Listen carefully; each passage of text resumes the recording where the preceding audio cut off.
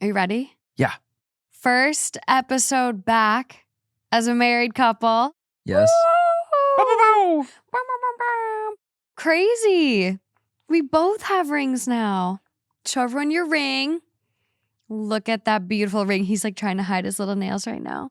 But show you guys his ring still. My hands got really messed up. I know, mine especially. I've been trying to rip off these acrylic nails. Well, I tried soaking them and then it just didn't work. And I tried doing dental floss under the nail and I ripped my real nail under it off. And so both of our fingers are a little jacked up right now. But your ring is beautiful. We had it made with one of our listeners who is also a jeweler, Olivine and Ivory. Beautiful ring. Absolutely just perfect. Yeah. And I don't have my wedding band yet because I have to get that sized down. So I'm wearing like this little pearl band from Orange County Pearls. And it's just like so cute. Yeah. I just messed my hands up so much. I injured myself. Working hard on the farm. I just smashed them with hammers. Oh, God. I got that really bad cut. Yeah. I burned my hand really bad. Mm-hmm. We're healing. We are healing. We truly had the most fun, insane, everything I dreamed of wedding. It was unreal. And the fact we did all of it a DIY. It was a DIY. We truly built our own venue on my family's farm. And you guys will see the wedding video very soon. I'm sure it'll be dropping on this channel, but it was everything. I had the beer burrow. I had the camel. I had the atrium style tent I wanted from China, ordered it from China. It came, it was perfect. Putting it together caused a little bit of a World War III, but you know, everyone came together for the day. It was good. Yeah. It was a really special, magical day. And, you know, we questioned earlier, like elope, not elope, like is eloping overrated? And I think everyone should do what makes the most sense for them and what they want. But if you do lean towards having a wedding, it can be the most fun, insane, magical day of your life. Yeah. I know we debated actually, but I don't think there's any comparison. I mean, your situation may be whatever it is, but a wedding is by far the coolest experience you'll ever have in your life. And it's also the one time you will ever get that many people from your life together in one spot at one time celebrating you. There's not another time in life that'll happen. Yeah, we really felt the love. And like all of our friends and everyone had so much fun too. Like it's not just us that had so much fun. The next day we like woke up in the hotel and a bunch of people like were staying at the hotel and they're like, that was so much fun. This is the best wedding we're going to ever go to. And then like the whole week after the wedding, people were like, how are you guys hanging in there? Because I've got the wedding blues and it wasn't even my wedding. Like it was that fun. And everyone's joking. They're like, okay, so what are you guys doing for your anniversary party? Like, haha, we're going to run that back, right? Yeah. It was really I think good. everyone should throw us the anniversary party so that we can take more time to enjoy and be a part of all of it. Because I think that's the hardest part. Is the day goes by so fast and you spent 4 months straight, hard labor every day, working your ass off to set this thing up. Yeah, I don't think most people do the crazy DIY we did. But the day comes and yes, it's perfect and it all came together, but you just wish you could pause time a few in a few moments that night. Yeah. Like have more time for cocktail hour. Yeah. To where you can actually experience everything you work so hard on. I mean, yes, you're throwing a big party for everyone, but it's fun to enjoy some of the stuff you spent so much time on too. So that's a little difficult where it's, oh my God, wait, the cocktail party's already over. The cocktail hour is already over. And now we're all walking up and then we walked into dinner late because we were trying to enjoy one last thing with the magician. I want to give our magician a shout out. His name is Chris Herrick. You guys, people are still texting me about his magic tricks. We found him because of you guys tagging 2 hot takes in his TikTok videos.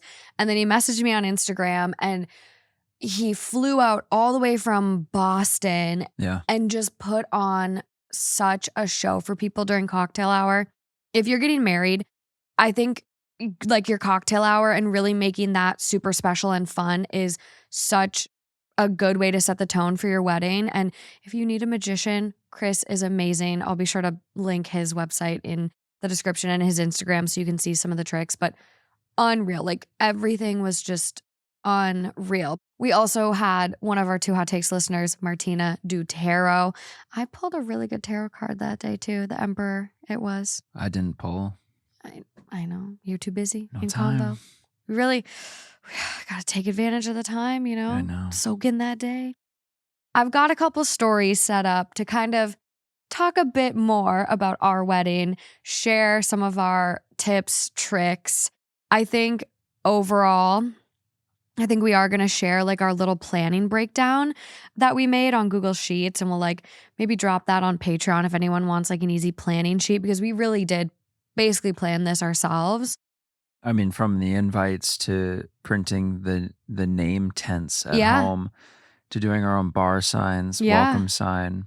We bought like a $100 printer from Walmart. It printed our bachelorette trip like itineraries, our name tents, a portion of our invites. We also printed our invites. Well, we made them on Canva with a template we bought on Etsy. I mean, like we just did these crazy money-saving hacks throughout the whole thing.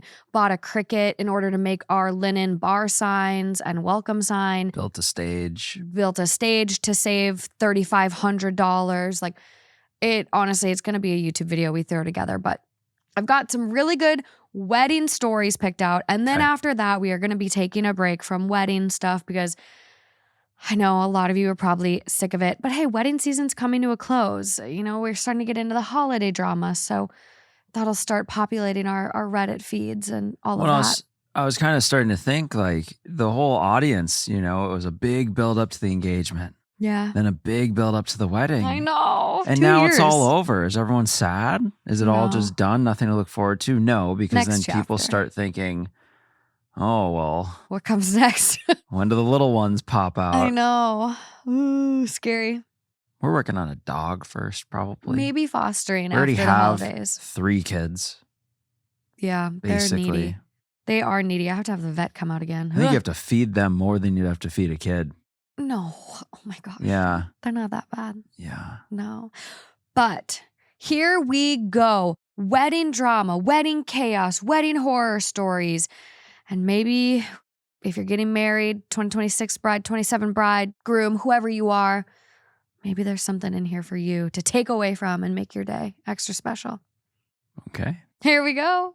Are you ready? Go. Yeah. Let's dive in.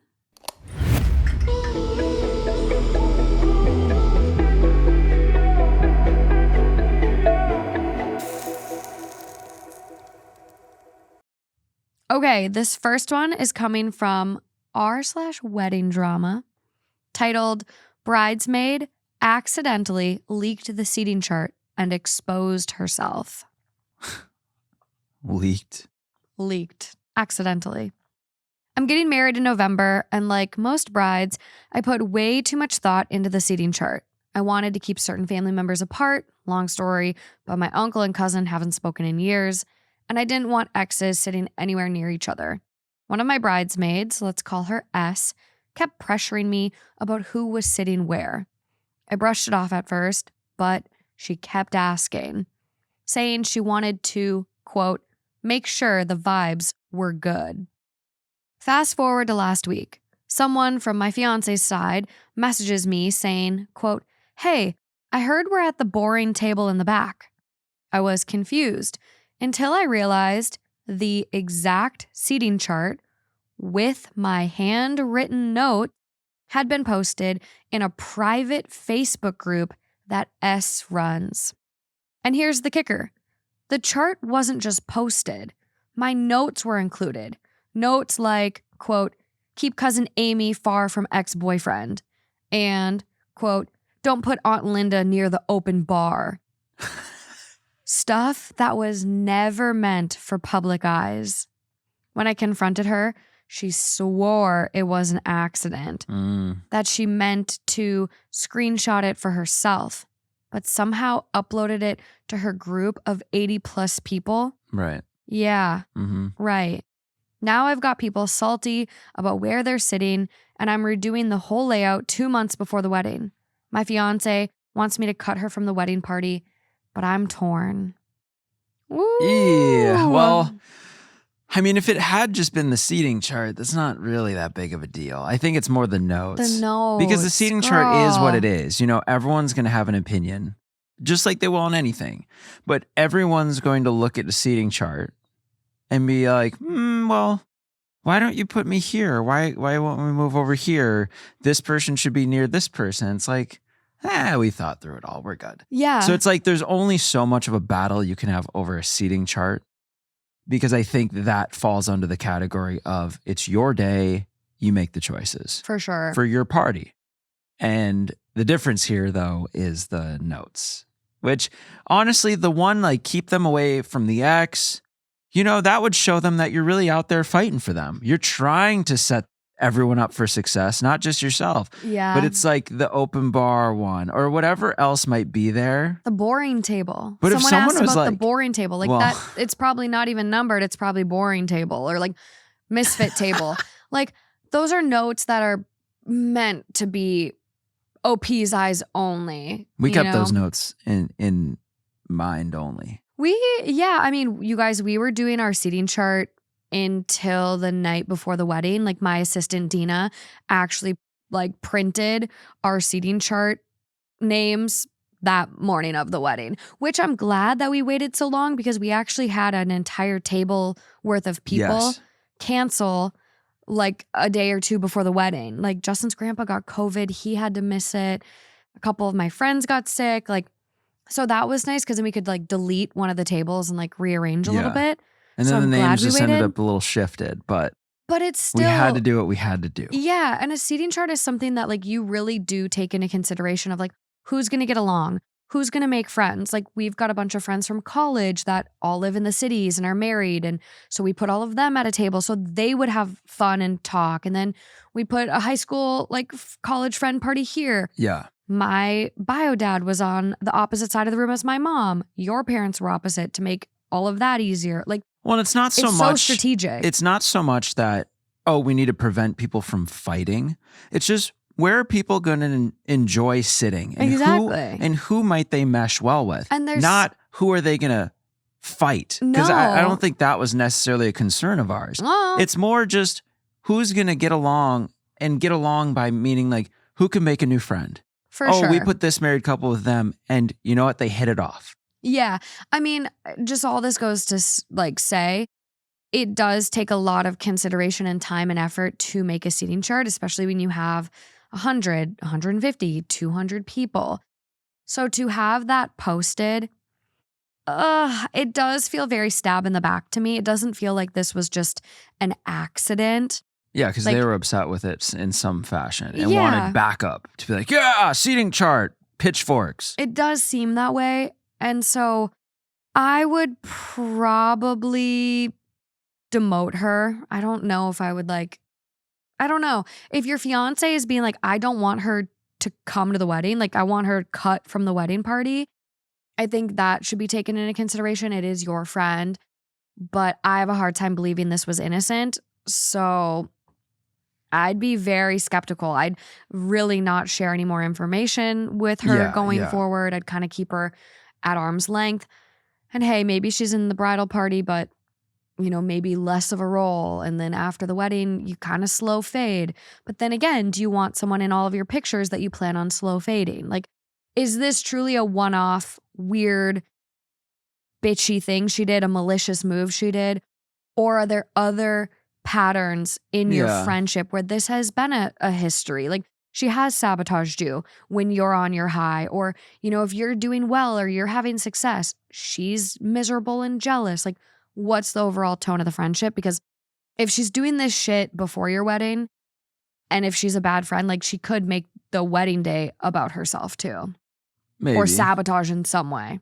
Create some drama. Or if this is a one-off, then you probably consider the fact that you've had a great friendship and there's a reason they are in the position they are. Mm-hmm. Yeah, this is a little weird leading up to the wedding, but it's also scary to make big changes like that right up before your wedding, where you're cutting someone from a bridal party or you're removing them or uninviting to the wedding. Yeah. Because those may affect you more in your day than just, you know what? They did something weird. It was a mistake, maybe whatever. It was intentional.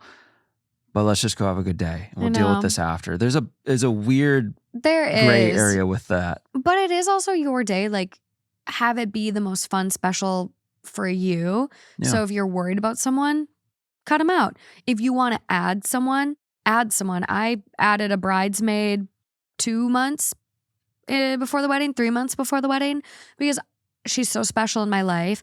I know she's going to be a friend going forward. And I was like, I want her included. And I want her to like be a part of my little girl game that day. So like I added someone last minute. Like it wasn't stressful. It just made the day even more fun. So yeah, you got to do what's going to be best for you. But top comment on this one.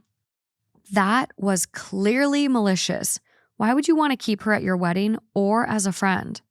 Next comment, this. I would remove her from the wedding party and uninvite her. I would have also let her know that our friendship is over. Someone goes, and bridesmaids generally sit at the top table. People, bridal party does usually have a head table. Yeah, I mean, a lot of people are like going down the rabbit hole of like, she's already trying to ruin their big, expensive wedding for a little bit of entertainment. That bitch is toxic. She will do worse the day of, which, I mean, I'm catastrophizing. I kind of went there. OP should be glad she saw her true colors 2 months before. Agreed, the bridesmaid wants to create drama at someone else's expense. Cut her and your losses.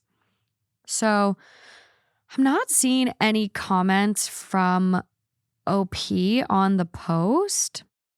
Someone goes, don't redo it, but definitely uninvite her. That was intentionally malicious.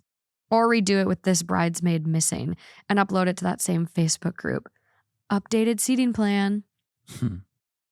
Yeah, because she would have clearly saw all those notes on there too. So it was an active choice to say, let me stir the pot, throw some drama. But yeah, I mean, that's not a real friend. Because a real friend would, that's the opposite of having your back. 100%. Yeah. Post has since been removed. No updates, no comments I see from OP.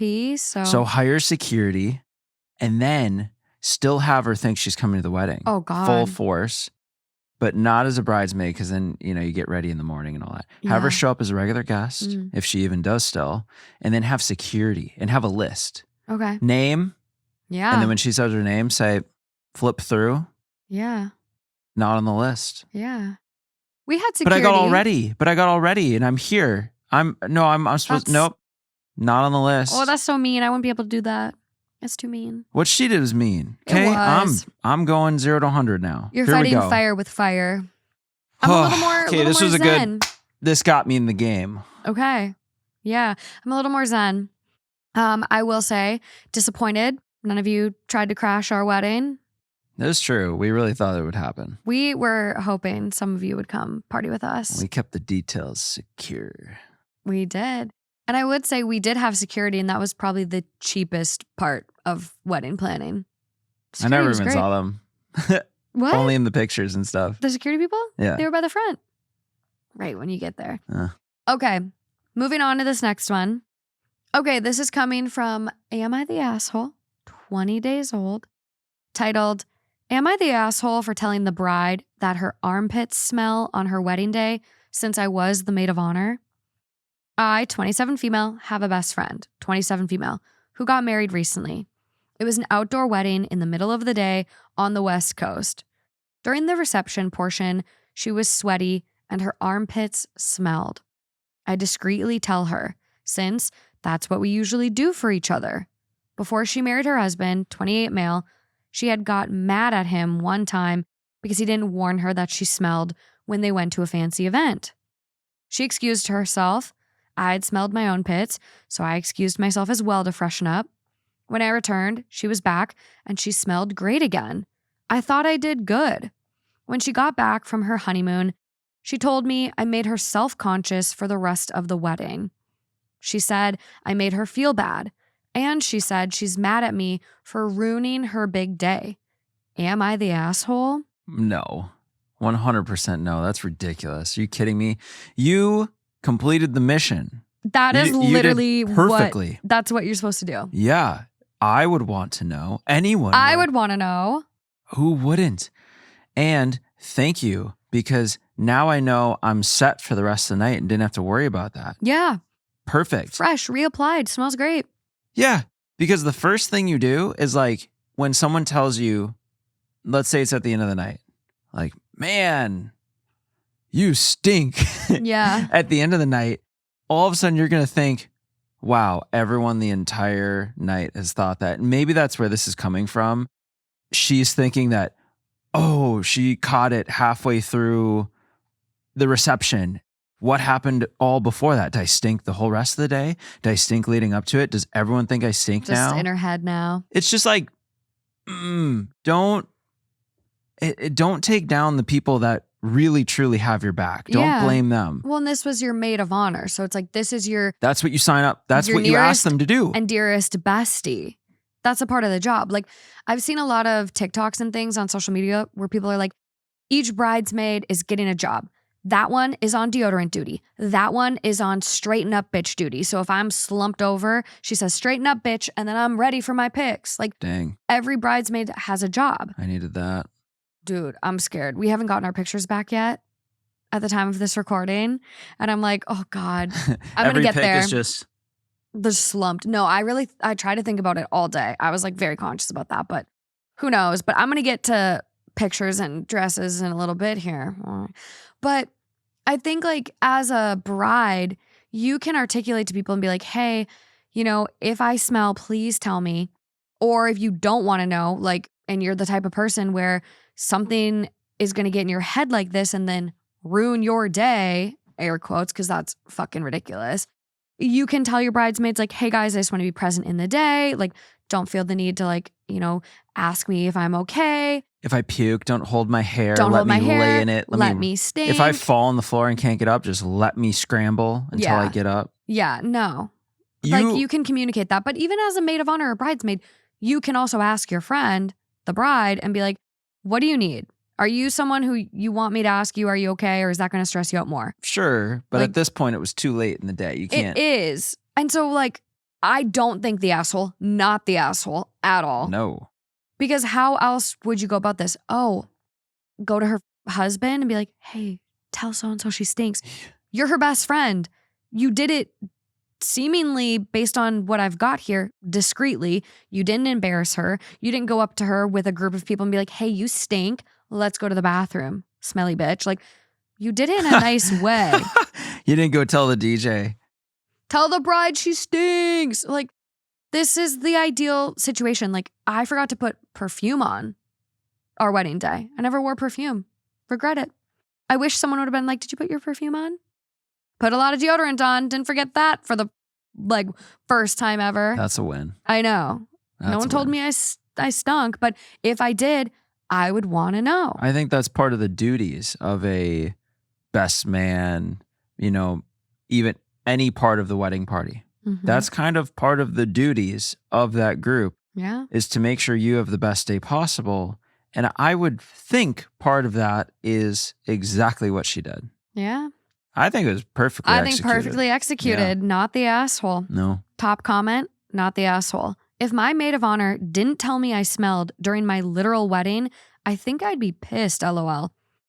Next comment, not the asshole. Exactly. Better a quick heads up than walking around all day not knowing. Side note, if you're having a wedding outside on a hot day in autumn and you stink, well, that's just life. Everyone is sweating. Fucking cope. Next comment, yes, but as the bride, literally everyone wants to hug you, congratulate you, take a picture with you. Everyone is in your personal space. You don't want to be stinky. Yeah.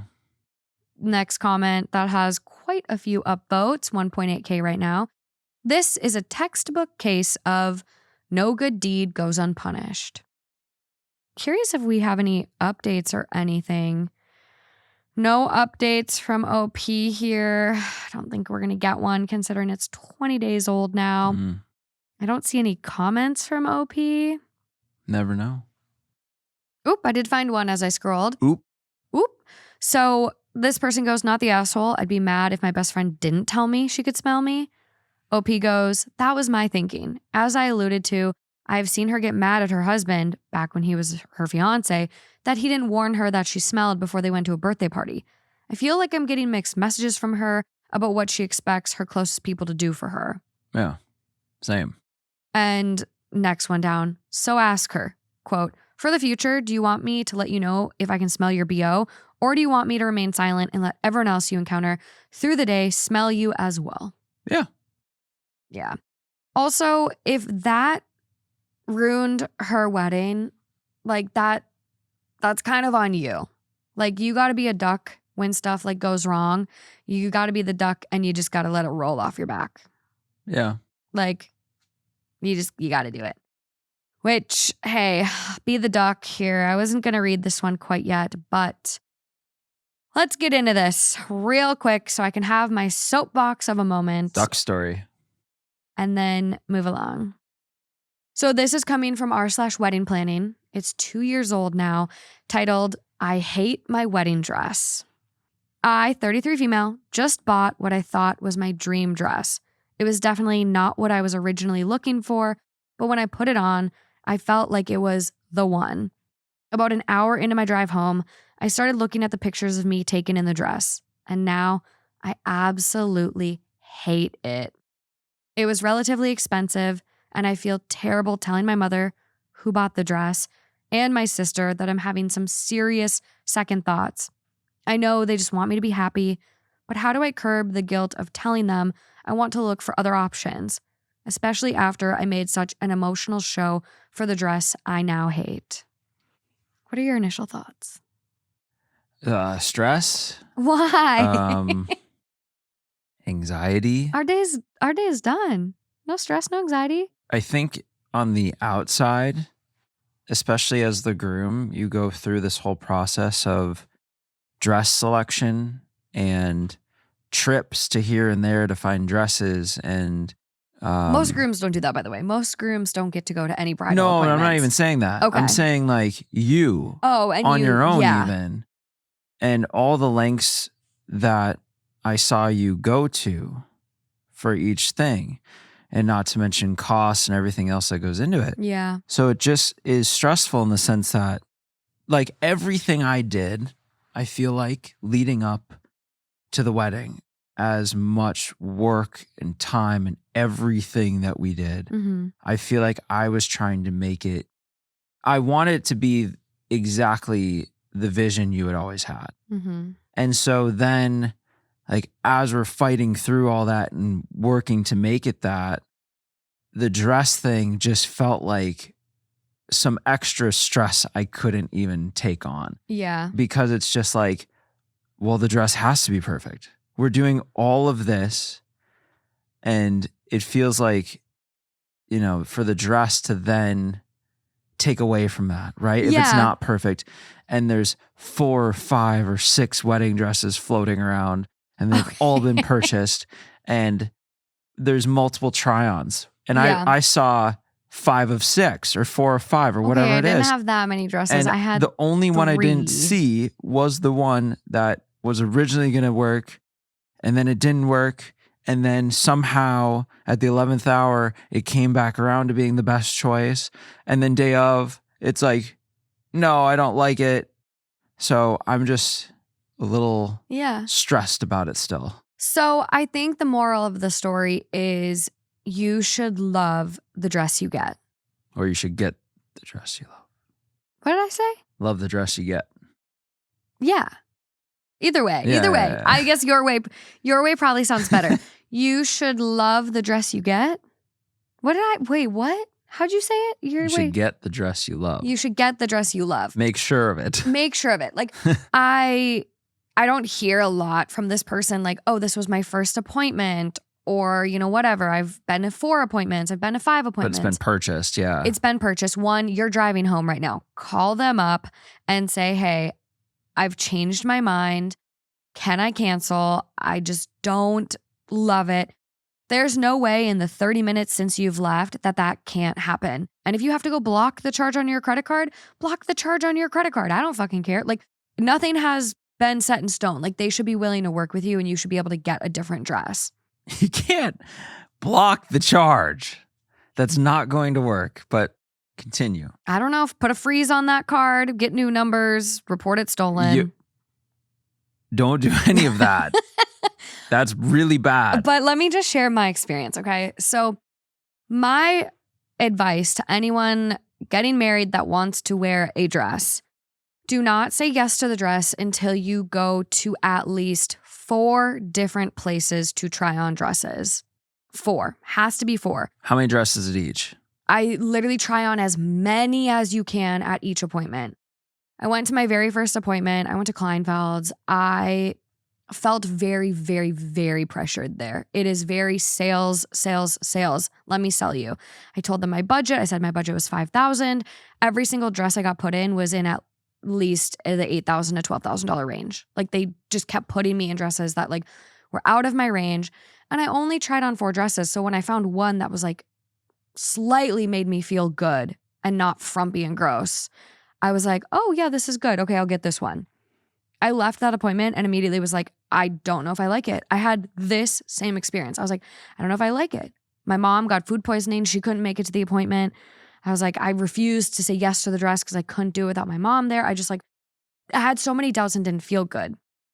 Then I went to LA and I went to a salon out here, Jackson James, who has a lot of like really great like dresses, great selections.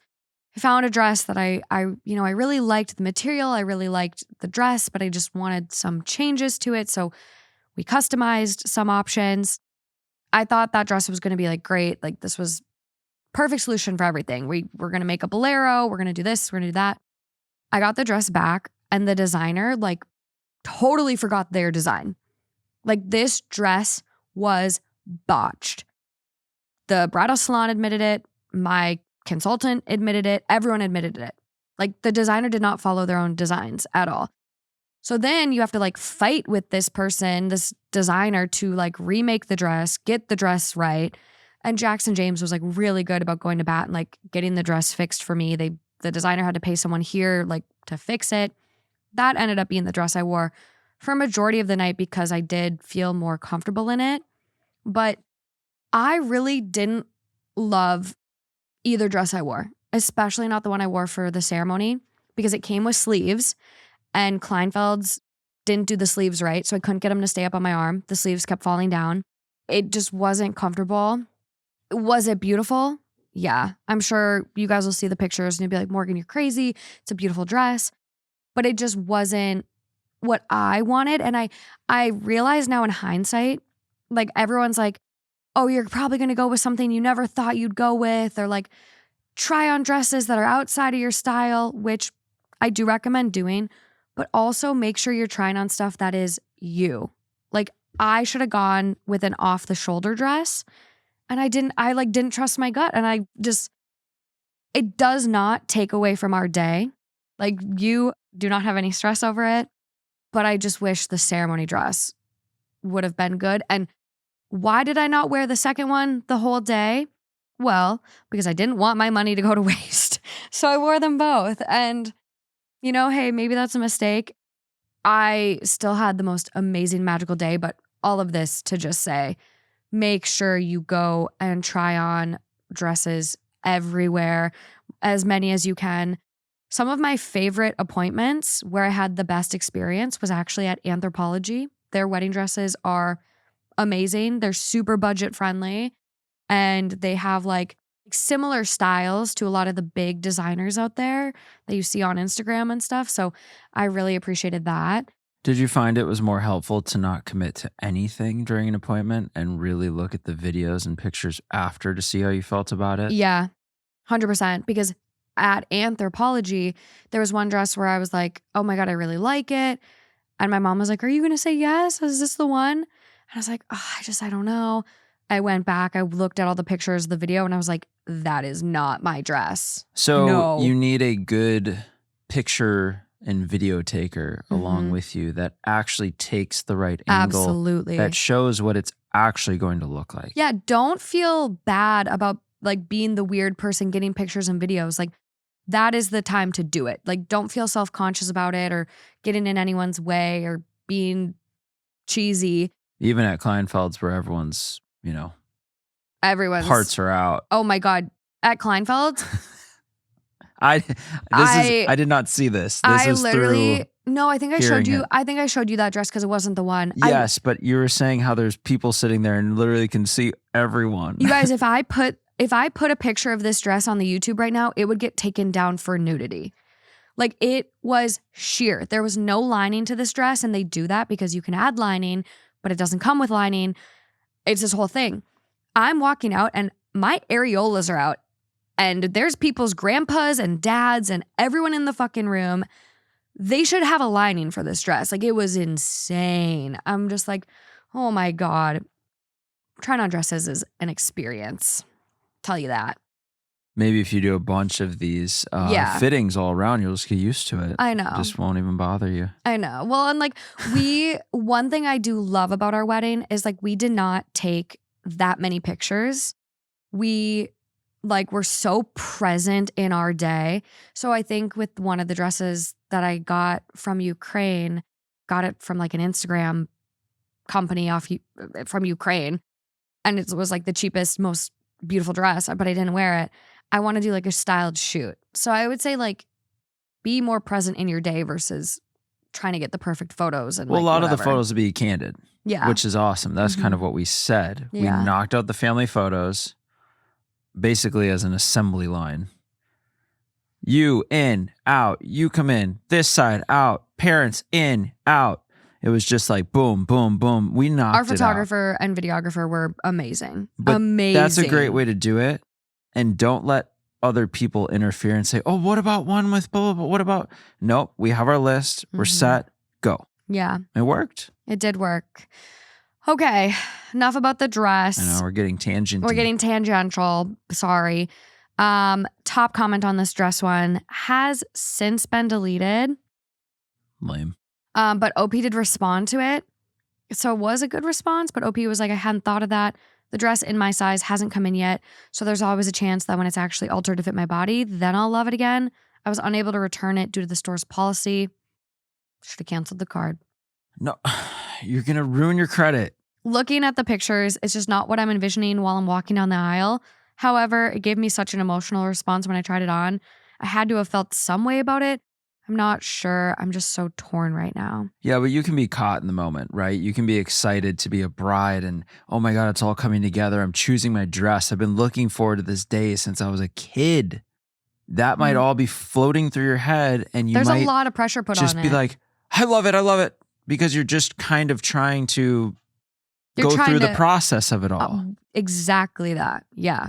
And it's like, don't put that pressure on yourself. You got time. Don't do it. I've talked to so many brides and like, I think something I've experienced that a lot of people have agreed with me on is like, I'm just not someone that looks good in a wedding dress.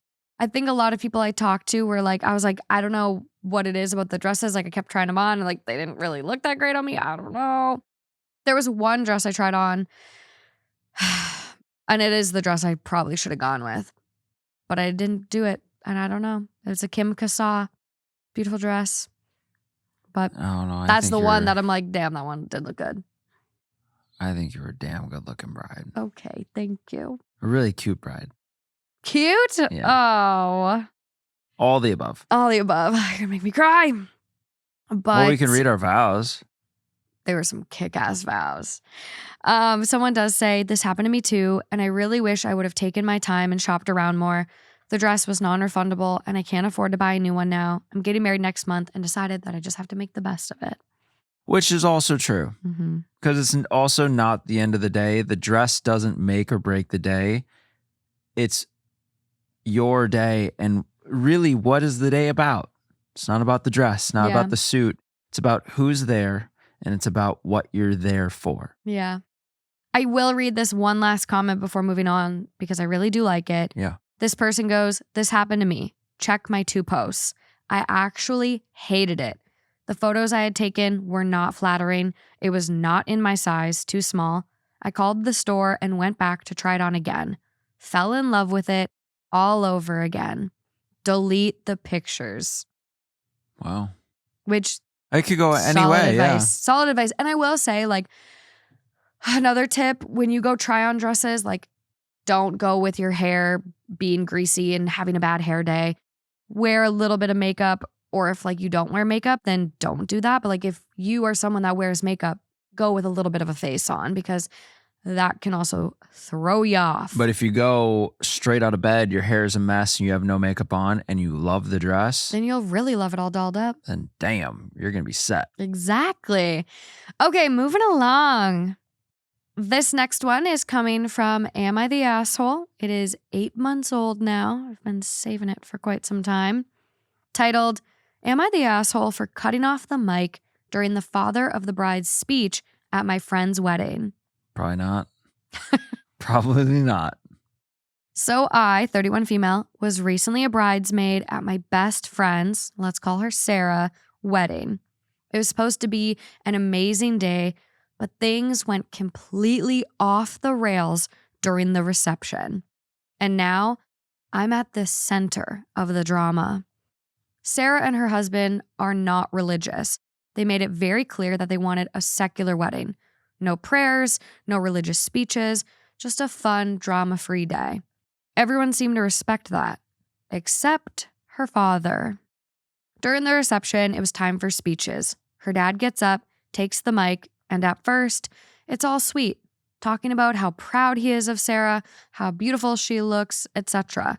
But then, out of nowhere, he shifts gears and starts talking about how a marriage isn't real unless it's blessed by God. I see Sarah's face freeze.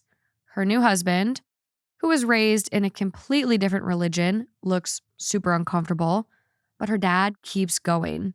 It turns into a full-on sermon. He starts talking about how he, quote, prays they find their way to Christ, and even says, quote, a marriage without God is doomed to fail. Nice. The whole room goes tense. Sarah is staring at me, looking mortified. I know she doesn't want a scene, but I also know she does not want this moment at her wedding. So I made a split-second decision. I went over to the DJ and signaled him to cut the mic. Nice. The speakers go silent. Her dad looks furious. He tries to keep talking, but obviously no one can hear him. Finally, someone from the catering staff gently takes the mic away and he storms off.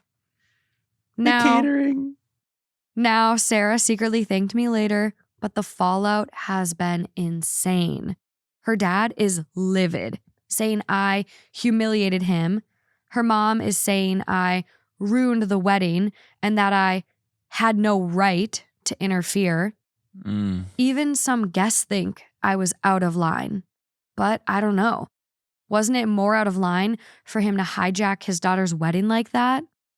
Am I the asshole for cutting off the mic, or should I have just let it happen? No, you did exactly what had to be done. Honestly, round of applause, you baby. know, maybe could have been done a little earlier, but wow, to step up and actually do that in the middle of speeches. Because in the middle of speech, I mean, you hear someone set their fork down. Like, I know. You notice if anything's different. So to stand up, because you recognize the look and you knew exactly that what was happening, that they didn't want this. And it wasn't just a like, hey, he's clearly religious. And during his speech, he's like, you know, may God bless your marriage. I love you both. Congratulations. Yeah. This was almost shaming them. Yeah. Shaming them and implying that their marriage is doomed to fail if they don't find their way to Christ. Like, yeah, that is not the time or the place. Well, because this story isn't about religion. This story is about a couple setting their very clear wishes for their day and those wishes not being respected. Exactly. And I think that's the theme with any problem at a wedding. It's here's what we want, and then someone goes against that. Yeah. But when that person then gets cut off or somehow is not, I can't see him feeling ashamed, but when that person He's then embarrassed. has to face the fact that someone shut the mic off or whatever. Yeah. Then they turn it around and say, like, then it's them against you. Because he's got a scapegoat now. He's got a scapegoat that he can point at where it's like, I didn't ruin the wedding with my speech. I didn't make everyone uncomfortable. It was embarrassing because I got cut off. Your friend had no right to do that. No, your friend's a real friend. That is true friend. A real ride or die. I mean, it was clear the vibes were not good. The bride was tense, looking mortified. And so, like, I think you handled it the best way you could. Like, your friend came up to you and thanked you. Yeah. So not the asshole. Bottom line. Bride was happy. Groom was probably really happy. So does it matter if the dad is humiliated? No. He caused his own scene. Not his day. The mom saying you ruined the wedding, you had no right to interfere. I mean, you're a bridesmaid. Of course she's going to say that. You're involved in the wedding. You're the wedding party. So, I mean, you acted accordingly. If the bride wanted her dad to go on, the bride could have then said, hey, DJ, can you turn the mic back on? Dad, continue your speech. If the bride would have wanted that to continue, sure, she would have made it happen. It was clearly a blessing. No one else interfered to get him talking again. So there's your answer. It was well received. Yeah. So there you go. And UOP, I wouldn't care what these people think about you. No. You probably don't see your friends' parents that much. And if you did, well, you won't anymore. And that sounds like a win. Well, and you're there for your friend. Yeah. So you were loyal to the person that you were there for, which is good. And now, honestly, as the bride and groom, I would sit down with the dad and say, cut this shit out. Yeah. They did exactly what I wanted. They saw the look on my face. You could even say that you kind of whispered to them and say, hey, shut him down. I know. I mean, really, you got to make it clear that your friend had your back and your dad did completely, like the complete opposite. Yeah. And make this an issue with him directly, because I don't know how many events after a wedding that this could repeat itself or whatever, but yeah, you need to set it straight that no, you completely went against what we wanted. You are the one that caused, if we want to say that this ruined the wedding day, you are the one that did that. Yeah. I mean, it's hard. And we had people pull audibles and give speeches that we were not expecting at our wedding. But yes, it's hard. This is so blatant. This is a bit different. I guess, like, I just don't know. I think it's kind of one of those things where, like, I'm all for, like, communication and confronting it and stuff like that. But as you said, like, there's probably not going to be a lot of other circumstances where he's going to give speeches like this. This would probably be one where if he keeps bringing it up, obviously you have to address, but I'd let sleeping dogs lie. Like, for our wedding, my mom and my dad gave a speech. Like, my dad, Jerry, who you guys all know, he bought a bottle of wine shortly after I was born, and it's been sitting in a cellar waiting to be opened on my wedding day. So we opened it on our wedding day and tried this wine, and my dad, like, gave this speech to, like, talk about that, and it was beautiful. Then my mom was up there, standing with him. Which he did well, though, because it was just about great. that. And that's what we had talked about. We loved that. Then my mom got the mic because she was up there, and she had, like, also called up my bio dad with her, which I didn't want. And so that was an audible. And then, like, she gave this speech and kind of, like, just went off the rails and said stuff I wasn't expecting. And then, like, my bio dad got the mic and said stuff that, like, was not expecting. And so it's just like, when you have stuff that pops up like that you're not expecting, it's extremely stressful in the moment. And you're like, I'm like literally like. Well, you looked over at me and you're like, cut the mic. Well, and the thing but it was fine. Like, other people thought it was beautiful. Would anyone else notice? No. It was Did fine. I notice? Yeah. But then you get into a territory where, like, you almost want people to know, like, no, that was unplanned. Yeah. Like, because then I wouldn't have had that go down. Right. But then you kind of look towards my parents and you're like, hey, parents, like, that was not planned. Because if we had planned for them to say something, then maybe my parents would have said a quick little word if that had been planned, but it wasn't. So it's not like we left my parents out. That was just not part of it. Well, and like who does speeches at weddings is totally up to the couple. Like the groom's parents usually do the rehearsal dinner, bride's parents do the wedding. So it's like, that is what it is, but it is very stressful when you have audibles happen for your speeches. And then how many can you have before, because we've all been at those weddings. We honestly were bordering on too many speeches. Yeah, but they were beautiful. They were so good. Our brides, our planned speeches were the best speeches I've ever heard. And I really know good. we're biased because it was like involving us since our people, but I gotta say, they were good. I don't think I've ever heard better written ones than those. Seriously. They were beautiful. It's gonna be hard to beat. Your best woman, Josie, I'm like, I forget what you were calling her. Best woman. She stood on my side, so I'm like, she was one of my bridesmaids, but like also your best woman. Best woman. Yeah, her speech was great. I had 2 maid-of-honors, Lauren and Alejandra. Their speeches were great. It was beautiful. Yeah. It really was beautiful, but this can be stressful. Yes. OP, not the asshole. Top comment on this one, bestie for life. Guests, especially people close to the couple who don't respect the couple's requests, can kick rocks. My cousin got married to someone religious. Our entire extended family is from a different culture and none of us practice any religion, but out of respect for his family, we bowed our heads and listened to the pastor bless them. It was their day, not any of ours. The mom and dad are complete assholes. Yeah. I agree with that. We have no update on this one. Account has been deleted by the person that posted. So that's all she wrote, friends. No more deleting accounts, you know? I don't know what it is with people deleting things lately. It's very frustrating.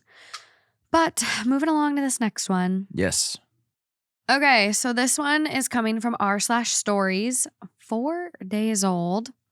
It's titled, I scammed my husband into liking me and I admitted it on our wedding day. Admitted it in my vows, actually, in front of all of our guests. For me, it was love at first sight. For my now husband, not so much for him. I was his little sister's friend with braces and constant teen girl giggling. He was the older, much, much hotter, couldn't care less older brother upstairs. I obviously had no shot. Later, we met again through mutual friends, now both older, no headgear. I was just as in love, he was still just as cute, and this time I actually had a chance. I wasn't going to blow it. I invited him to crash at my place after a friend's birthday party, and ... I had staged the place. I had casually left out a t-shirt of his favorite football team, you know, just tossed on the back of the chair. Oops, how did that get there? I left a CD of his favorite band on my nightstand because obviously that's what any casual fan does. I love them too, duh. I had his favorite beer in the fridge. Yes, I 100,000% drink this beer too. It doesn't taste like piss water to me at all. No. Was I a complete weirdo for doing this? Yes. Did it work perfectly? Also yes. It also made for perfect wedding vows. His sister, a bridesmaid, was only a little annoyed to find out I was using our hangouts as study sessions on her older brother. Just kidding. She thought it was hilarious and knew all her friends thought he was cute, obviously. That's it? That's the post. Wow, what an ending. That just felt like, boom, it's done. Wild And the way ride. you're reading that just felt like I was waiting for the next sentence. That's all she wrote. Okay. Yeah, I feel like I had a similar experience. I didn't really stage anything. No. But I also feel like I definitely worked very hard to win you over. And, you know, this one, it's not weird or anything. I love it because, yeah, you may have staged some things that were not super true. Mm-hmm. But at the end of the day, you guys ended up together. And I don't think knowing this, he would be like, oh, well, the whole relationship's a sham. It's built on a crappy foundation. It just was the initial thing to get his attention. And then your relationship, if it was going to work or fail, it would have worked or failed. It's not because of this. And I feel like ours is similar in the sense that, at first I was all in. And this is part of my vows. I said, I left that bar that day and I said, I'm going to marry this girl. And then I did. But at first it was a lot of really doing everything I could to win you over. And even when I thought I had won you over, it was still not there. I still wasn't there. So it's a similar journey. Yeah. But like, it doesn't take away from the strength of your relationship or how far you've come and all of that. It's just more of a, it's perfect. I use it in my vows too. It's a perfect full circle. And I do think like, I really do agree with you where you're like, yeah, it was more of like an entryway to get in, but then they still had to like have that chemistry and work out to get to the next step. Yeah, you're not going to get married to someone because of the beer, the band, and you know. So it's like, as long as she didn't totally, completely change who she was to get him to fall for her, right? Then I'm like, okay, cute. But I do think people might be split 50-50 on this one. I think half the people listening could be like, oh my God, that's so cute. Like kind of a young, immature thing to do, like being the cool girl and yeah, this is my favorite band too, haha. And then there's the other half of the people that are gonna be like, no, that's actually really creepy and manipulative. I don't know. Maybe at first, but then again, that doesn't have any weight of the relationship now. It's just a funny story now. I know. I think it's cute. I do think it's cute. It seems like very lighthearted and just like, haha, like a cheeky little thing. And I think that is adorable. Like, I don't know. I think I can relate to like having a crush on like a friend's brother or like this kid that lives in my neighborhood and I'm going to walk my dog in front of his house just in the off chance he's outside and notices me. Like, we all kind of do that weird shit when we're younger and trying to get someone to notice us and like us.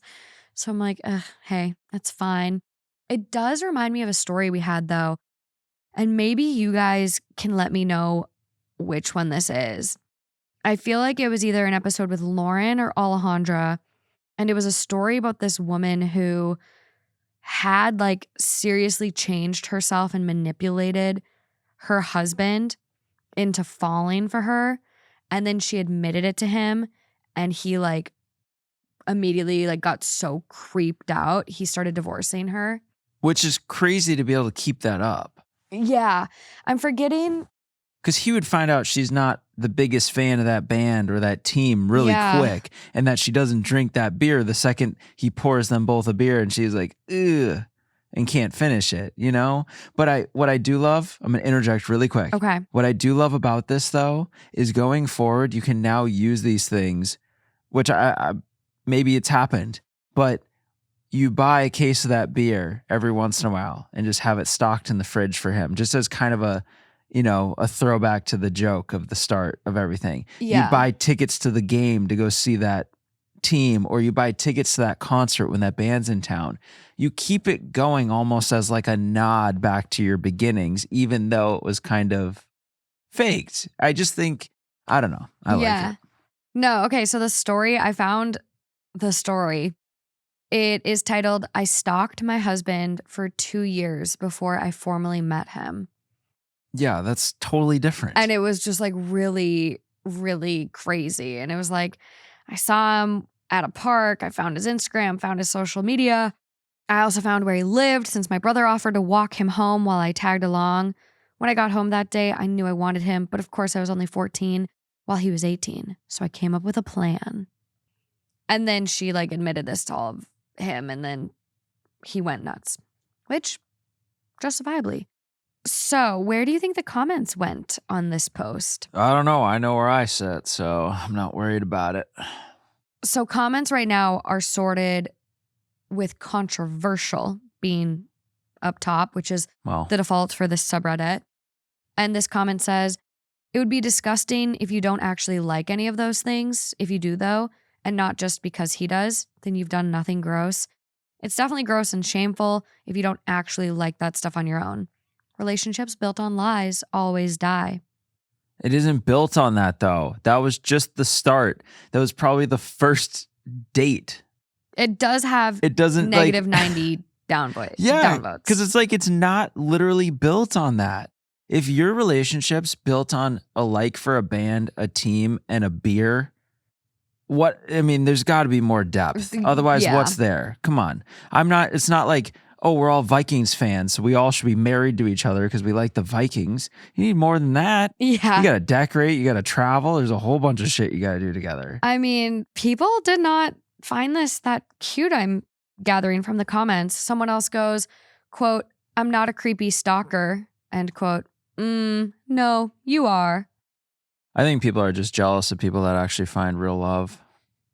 Everyone typing these comments is at home single and can't find a date. So they're like, you found them the wrong way. If he knows about it, which he obviously does. I mean, yeah, now he does. And if he had a problem with it, he could leave.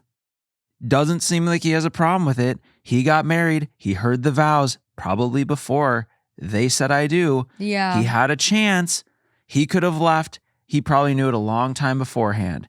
He is the one that should choose if he wants to leave because of that. Not all you type in your comments. Yeah. It doesn't matter what you think. So OP does have an edit. Edit to the people who think this is weird. 1, I already owned the shirt, local school, my dad's shirt, and CD because I genuinely liked them. I just made sure they were visible. 2, I don't care. I'm into my husband. Sue me. Exactly. Final edit. Live your own life. Wow. I guess I should have expected Reddit to be a hellscape, but not like this. The fact that some of you are genuinely DMing me to harm myself because ... I laid out a shirt for a local college team. My husband and I have been together for many years now. He was not tricked into anything, you freaks. He's seen this post in the comments and is just as confused as I am at how shitty you guys are being. Stop being miserable fucks on the internet and find some happiness. Literally. For those that have been kind, my husband and I thank you. Yeah. I mean, people admit like cute, crazy things in their vows and speeches. Like our videographer, actually, I found him, it's Josh and his wife is Mare, and they have like a photography duo. Amazing, amazing people. But I found them because Josh posted a clip from one of his weddings and the groomsman or best man was giving a speech. And in his speech, he was like, Rachel, blah, blah, blah, blah, blah, used to look at me that way. But, when she started looking at Chris, I knew that Rachel really had met her soulmate. The only problem was Rachel was dating me at the time. That was his best man speech. Like, people can joke and kid and like not be so serious. And it's like, yeah. I mean, he obviously knows all these things and like, it's not a big deal. It's not goofy, but that other story we read, and I'll find what episode it is and tag it in the description for you guys if you want to go back and watch it. That person stalked him for 2 years. Like, that's different than you have a crush on your friend's older brother. Haha. Yeah, the other one feels like a crime. This does not. Yeah. God, people are nuts. Don't take things on the internet so seriously sometimes, maybe? A moral of the story with that one? Yeah. Live your own life. The keyboard warriors came out. Do something with your time. Please. Yeah, it is interesting. I mean, just looking at some of OP's comments, people really went down the rabbit hole, assuming things, speculating, and did kind of take a funny story way out of context. And they're like implying like, oh, you're a bad friend because you didn't even tell his sister that you were dating her brother and you were just using her to get close to the brother. And OP is like, his sister knew we were hanging out and talking. Where in this post did it say I didn't tell her first? She's one of my best friends. She was also a bridesmaid and couldn't have been happier. There's literally no issues. I know. They're happily together married. There's no problems with the sister. They're all fine. No. What is the issue, people? I don't know. This is goofy to me. This is really goofy. People need to evaluate if they're leaving negative comments on that one. But again, people have their opinions, I guess. Go find your own love. Go find your own love. Yeah. Don't try to take other people's love down. That's what it feels like. I mean, out of vows I've seen online, those sound cute. I saw one person's vows that went viral where this guy was like promising to come inside her like a toaster strudel. Or like, he said something where he's like, I love the way you drain my balls. That was his vows in front of all of their family, friends, and like their kid. Well, that's a good pick, huh? That's crazy. You just want to like take a little cattle prod to him, like just zap him. No, he'll fill on his own. Moving along. Please. So this one is coming from r/wedding planning. It's 2 years old. And this is something that is a very, very big fear for a lot of brides. Okay. Before we get into this story, I just want to let you know that it is brought to you guys by Ollie. And you'll see why in a second. Ollie knows that feeling hormonal is totally normal, but sometimes PMS is just not something you want to deal with, especially on your wedding day. That's where Period Hero comes in. It's designed to support PMS symptoms like bloating, mood swings, and breast tenderness.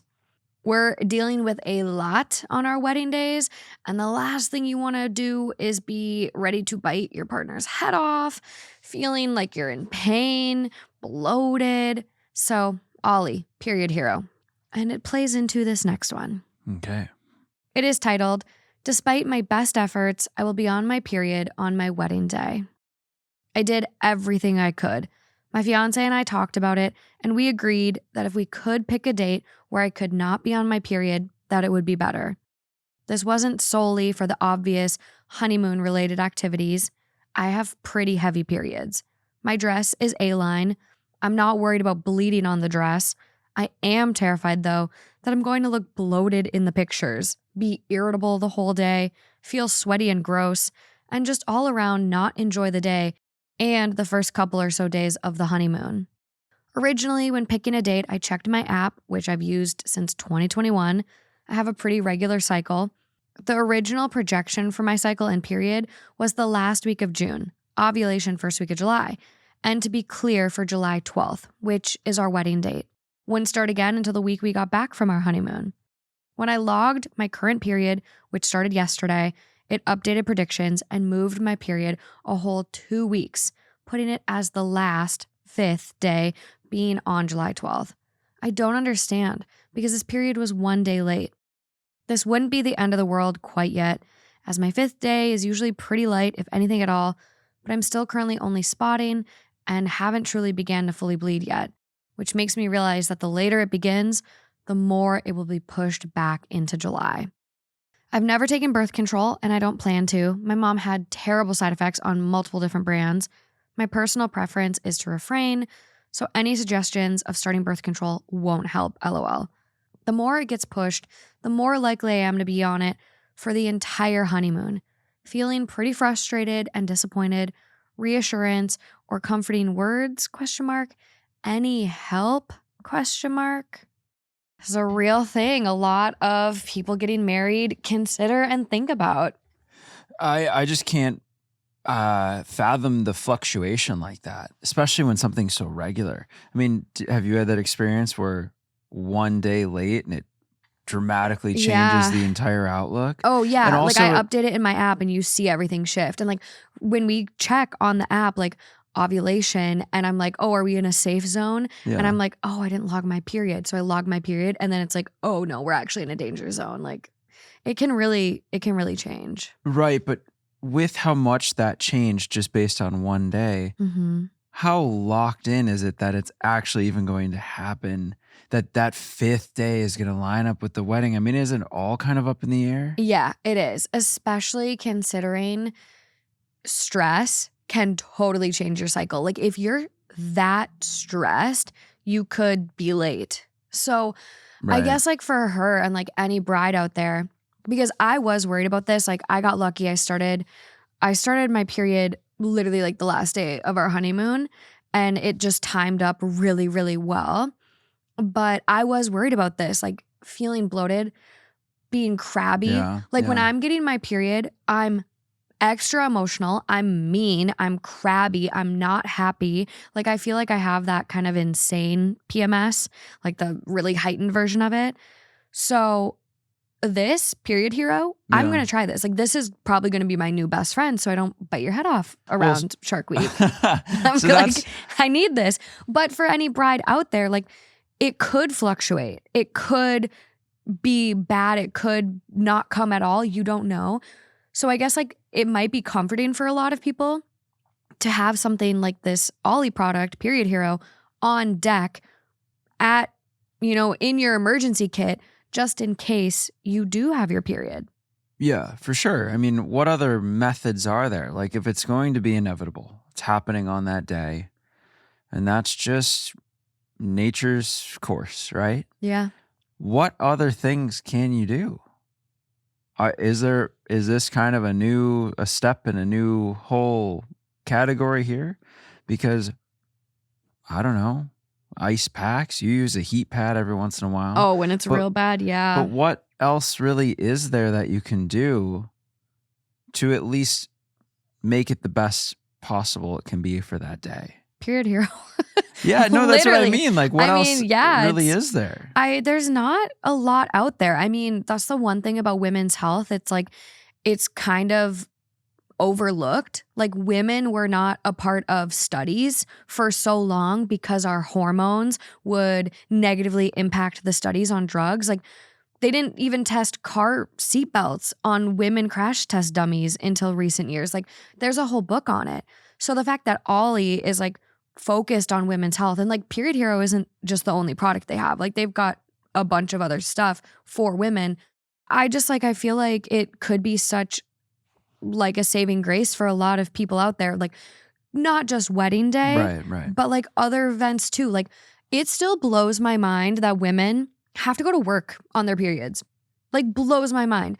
So to then have like something fun, like a big life event that's so fun, and to have your period just like an added thing you don't want to have to worry about, especially if you get bad periods. Yeah. Like I've got friends that like go to the hospital basically every other period because their cramps are so bad and they have endo and they have all these other things. Like Yeah. It's just nice knowing that there could be something out there to like help. Anything. Yeah. Well, like it's just like- help support your PMS. Well, as you're building up to a wedding, you're thinking, I think a biggest one is, I hope the weather's what we hope. Oh my God, we were terrified about the weather. Another one I kept thinking about is, I just don't want to be sick.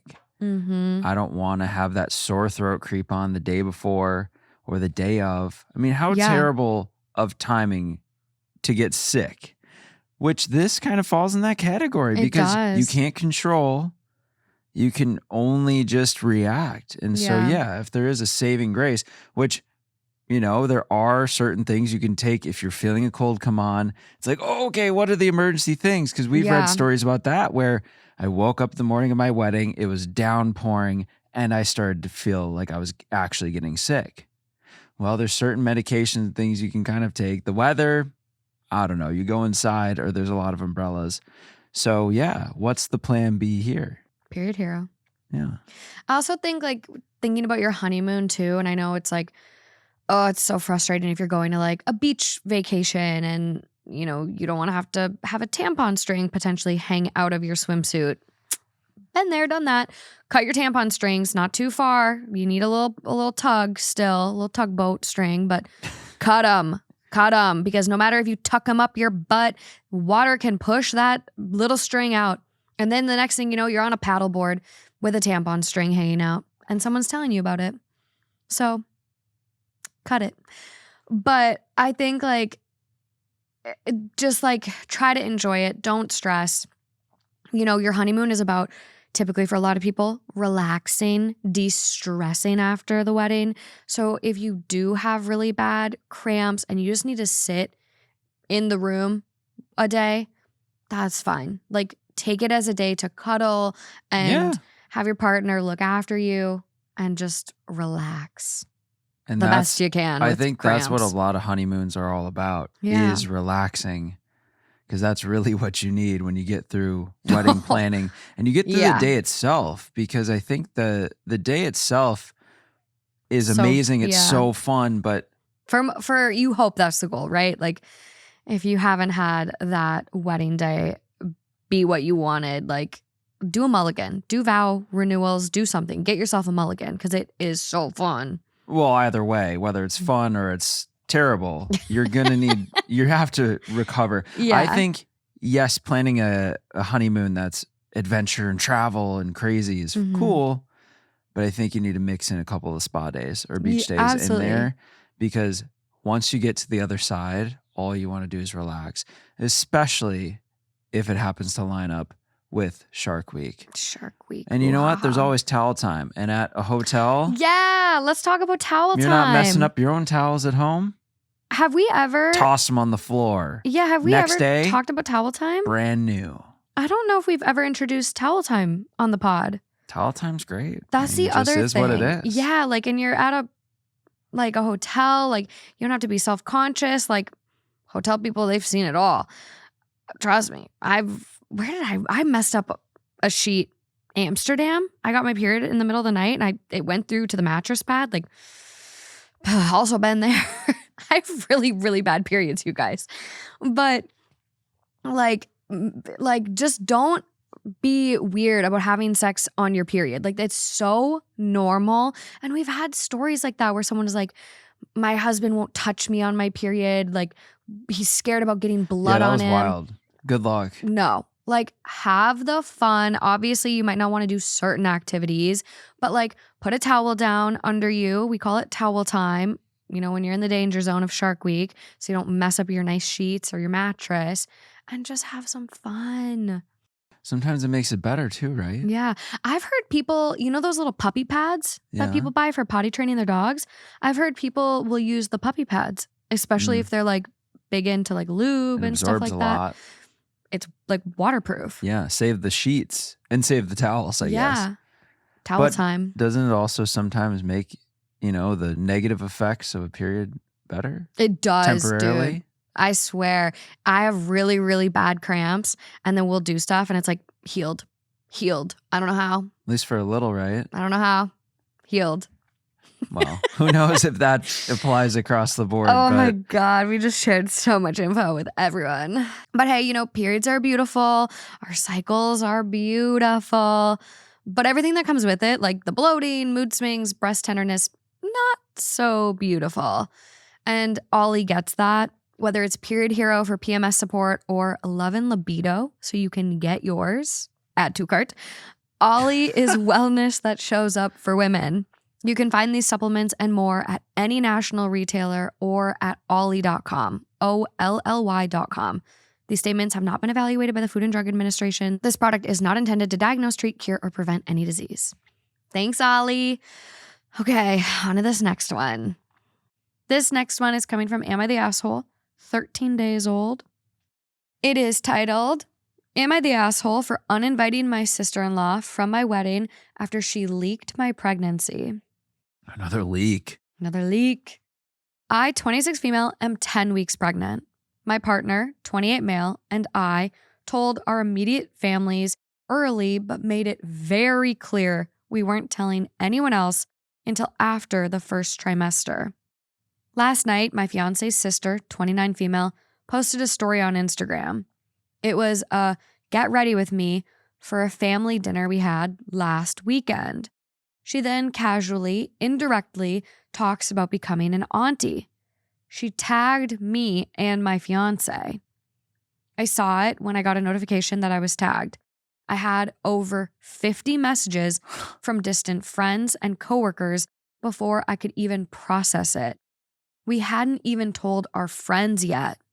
I was totally mad, called her screaming. She tried to say it was an accident and that she forgot and she was just teasing. I told her she was uninvited from our wedding. She cried. My future in-laws are furious, saying I'm overreacting and ruining the family over a silly social media post. They say I should just be happy people are excited. My fiance is on my side. Am I the asshole? No, but I don't know if it's being blown out of proportion, because once the dust settles, really at the end of the day, what is the meaningful thing here? It's tough because stuff does leak. You walk this fine line between, you want to tell close family so they don't feel that they were left out, and you want to share the excitement. It's hard to keep things that are really big like that to yourself. Mm-hmm. So you want to tell your mom, you want to tell your dad, you want to, and you also don't want them to get to the first trimester and hear later on. It's not about that, but you just want your people to know. And I think when you trust people with that, there's always a risk, right? Because people slip. People tell people, don't tell anyone else. Promise me you won't. And then that, whatever. Yeah. Here in this case, it was a social media thing. Maybe it was a lapse, just kind of happened out of her excitement. She didn't really think about it. It doesn't feel malicious to me, in the sense that she didn't say, this person's pregnant. She said, talking about becoming an aunt. But then tagged them in it. I know. Like, come on. I know, yeah. So I don't know where it falls in that, but I would have her at the wedding. I would make your point clear, but I wouldn't necessarily burn the bridge and blow everything up over this. Yeah. Your call, but for me, it just feels like, yeah, it sucks, but there is some validity to what the other people are saying. And like, everyone's just excited, and this isn't the way you want it to come out, but it happened. So how do we go from here? Because we're not going to go back and change it. I'm not saying don't be mad at her and not hold her accountable. Be mad. But at the same time, take a step back and really look at what's in front of you. Really important day and really big things coming. Yeah. I mean, I don't think it was an accident. I don't think she just forgot. I think she wanted the satisfaction of being able to break that news. That's true. She posted it in a get ready with me video. She seemingly recorded it, edited it, watched it back. That's true. Still chose to post. Yeah, it's not like it's alive. Accidentally tagged them in it. No accidents. It's a pain in the ass to tag people and stuff. That's true. She knew what she was doing. She wanted to revel in the fact that she had this insider information and be the first to break it.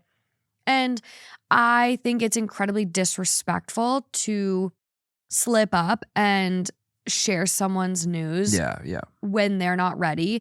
I agree. A lot of people don't do it out of, let me keep this to myself. We're excited. We want to just soak this up. A lot of people wait and don't share until they're out of the first trimester, just in case. Sure. Yeah. Just in case. Yeah. So it's one of those things that's like incredibly disrespectful, because what if things did go south? What if it didn't work out? Then they have to explain to all these people. They never would have had to do that if you weren't such a dumb fucking bitch. Yes. So I do agree with you. I first wholeheartedly, not the asshole. Take some space. Let this cool down. Don't talk to her for a little bit. Yeah. Tell your friends how you want. Like, bring this back to being about you, your fiance, your baby, and kind of get some of that back. But yeah, I agree. I wouldn't burn the bridge. I'd have her at the wedding. I'd make the seating chart and put her as far away from you as you can. You get a little power with that seating chart. You can strategically place those people. That's true. So, put her at the boring table that other girl had on her seating chart. Closest to the door. I mean, I joke, but ours is really tough. I don't think we had a boring table. No, we didn't. But you just end Our up wedding was pretty intimate. with family and friends and the head table. Honestly, if you're there, you're special. Yeah. It's the seating. If you're back by the door, it's just because that's how the arrangement worked. It's not any less special. Of you and invited you and wanted you there to celebrate their day. They mailed an invitation or got an invitation to you. Like, there's no bad table. Like, you are in the room. Yeah. But maybe just like mess up her food order. Yeah. Oh, she wanted chicken. Oh, she gets beef. Oh, she has a dairy allergy. Oh, well, she gets milk. Mm-hmm.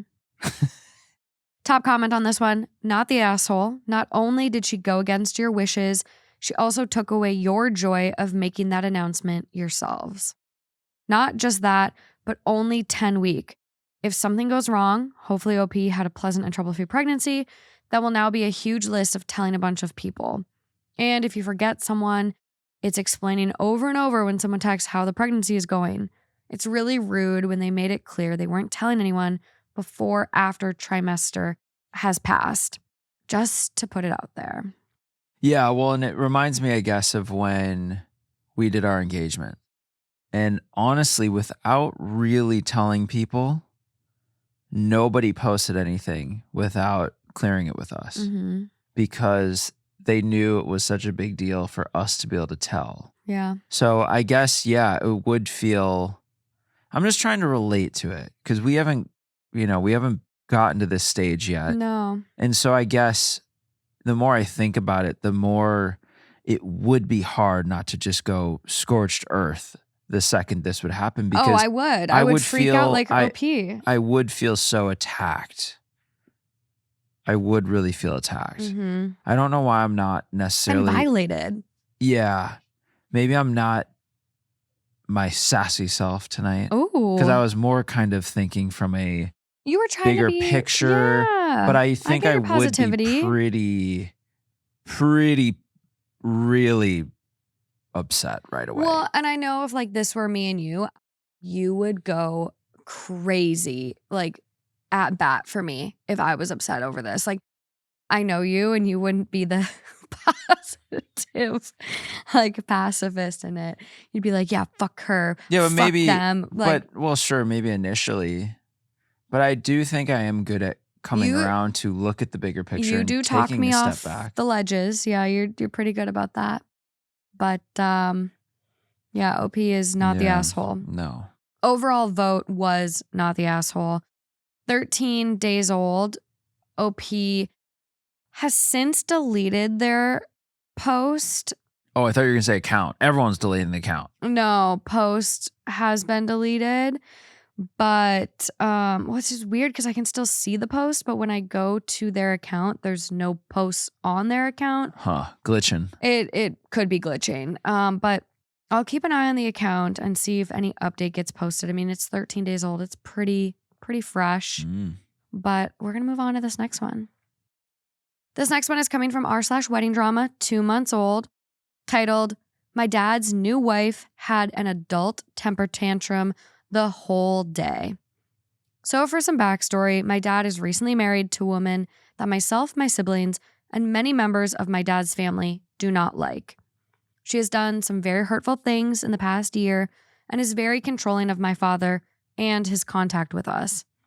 Anytime she doesn't get her way, she has an outburst, and my dad takes the path of least resistance and just does what she says, even if it comes at the cost of hurting his kids.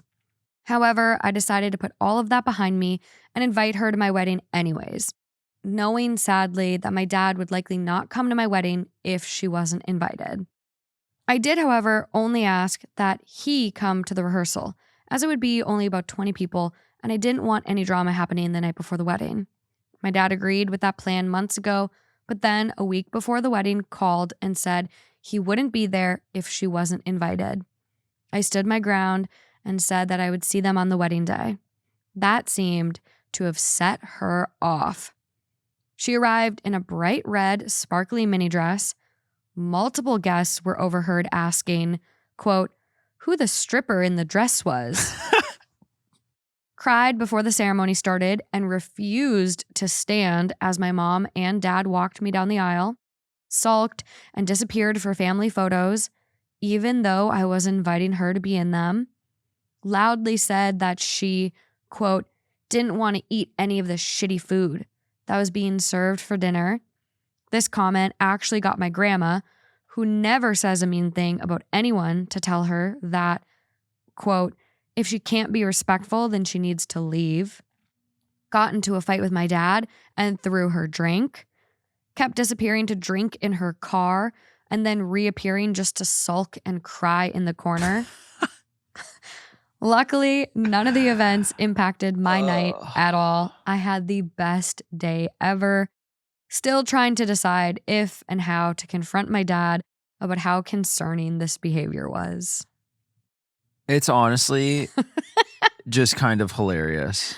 I'm glad OP just has a sense of how humor too. absolutely pathetic some people are. Dude. And just the worst just side of humanity. Just like, come on, where it can't be about anyone else but them, no matter what. Yeah. And just to have this much emotion and anger and everything over someone that's not even your kid's wedding day. Yeah, why are you crying and refusing to stand as OP's walking down the aisle? What did she do to you? Why? How did she hurt your life so much? You know what I mean? I mean, it's an adult kid. Like, you're coming in and marrying this guy when all of his kids are seemingly grown. Like, how does him having kids threaten or negatively impact you? I can't believe. She's crazy. It's just unfathomable because I just can't ever imagine myself acting that way. No. Or having that much feeling over nothing. No. It's just this jealousy, this weird competition that isn't even a competition. It's just these kids want to see their dad. Yeah. It's not like they're competing with you. It's just so weird. I don't get that. I truly think, like, if you can't handle being a step parent and you're jealous of someone's kids and you are upset that they have kids that aren't your kids, don't marry them. Don't be with them. If you can't handle being a step parent, don't be one. That's your choice. Like, oh, I fell in love. Don't care.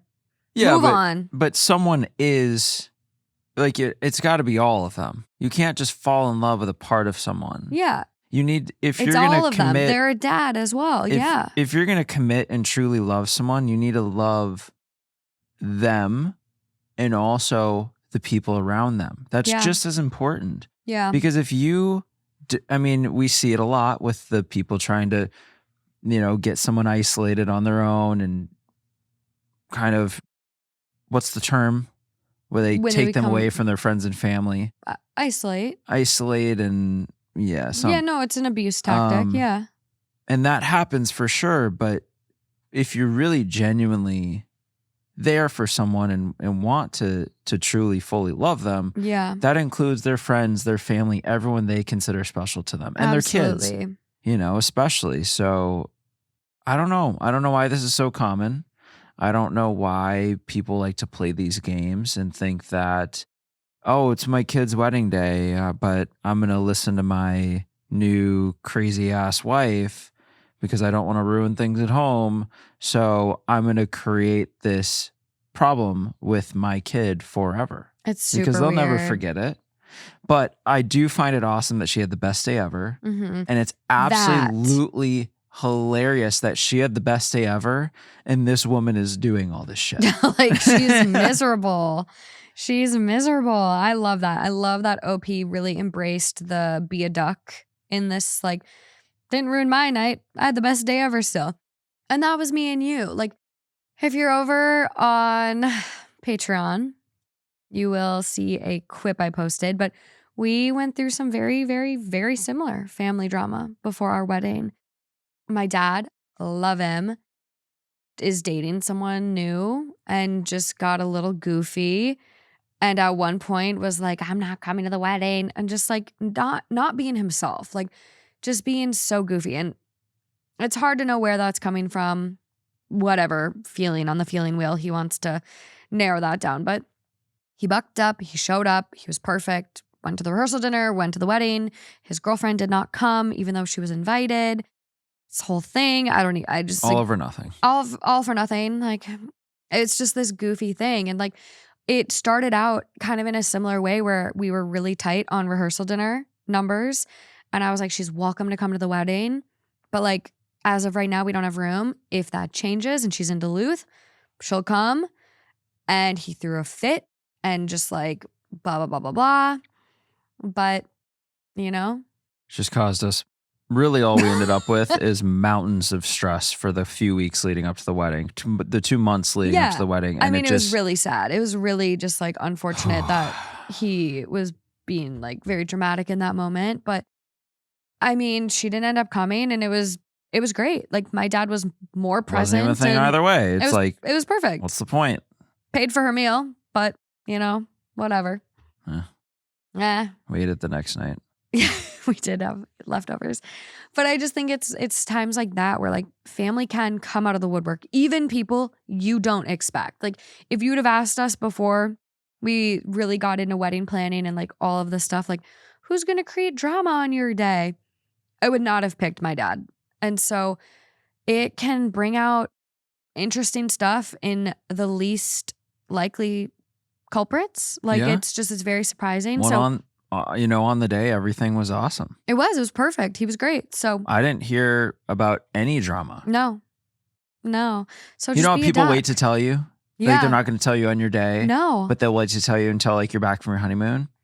I haven't heard There was anything. nothing. My grandma had like a little health scare leading up to it the week of that I found out after. But other than that, there was nothing like, oh, blah, blah, blah, blah, blah, got into a fight and they stormed off. No, I haven't heard anything either. Like nothing. Now I'm gonna have to text everyone and be like, did anything happen that I missed out on? Yeah. What happened? What do you think about this person though? Like we did kind of like talk to my dad. Like we really kind of did confront him and like kind of hash through things a bit. Should this person even bother? It feels like they've been down this road many times. It just, what I took from this story is that it's built up over time. We already know exactly who the new wife is and how she thinks of them. They mentioned how dad will just run off and take the easy route when it hurts his kids. So they've been down this road. They know what this is and they're affected by it. It's not going to change. He's not going to change. I'm sure they've had the conversation. Yeah. So at this point, I would just say, man, that's a crazy story to tell from the wedding. I had a great time. And from here on out, I don't know. If dad wants to come hang out with me, cool. But I'm not going out of my way to invite him, which basically includes her, to anything. But if he wants to work on our relationship, great. Otherwise, I'm just going about my life, enjoying my new married life and continue forth. Yeah, I agree with that. And so does the top comment. Top comment says, he knows what she is, but he gets to fuck a stripper in a red sparkly dress. That's all he's thinking. Don't confront him. Just let him know that when she takes all his money, he can't live with you. Oh, I like it. Next comment. Sadly, this is the answer. This dad is thinking with the wrong brain. Next comment. That implies that two brains exist where none does. Yeah. This comment says, to quote the legendary English Madam Cynthia Payne, when the balls are full, the brain is empty. Damn. Graphic. Very. Another constructive comment is just, I wouldn't invite this woman to any other event I promoted. And if my father got upset, that's his problem. Yeah, it literally is. Mm-hmm.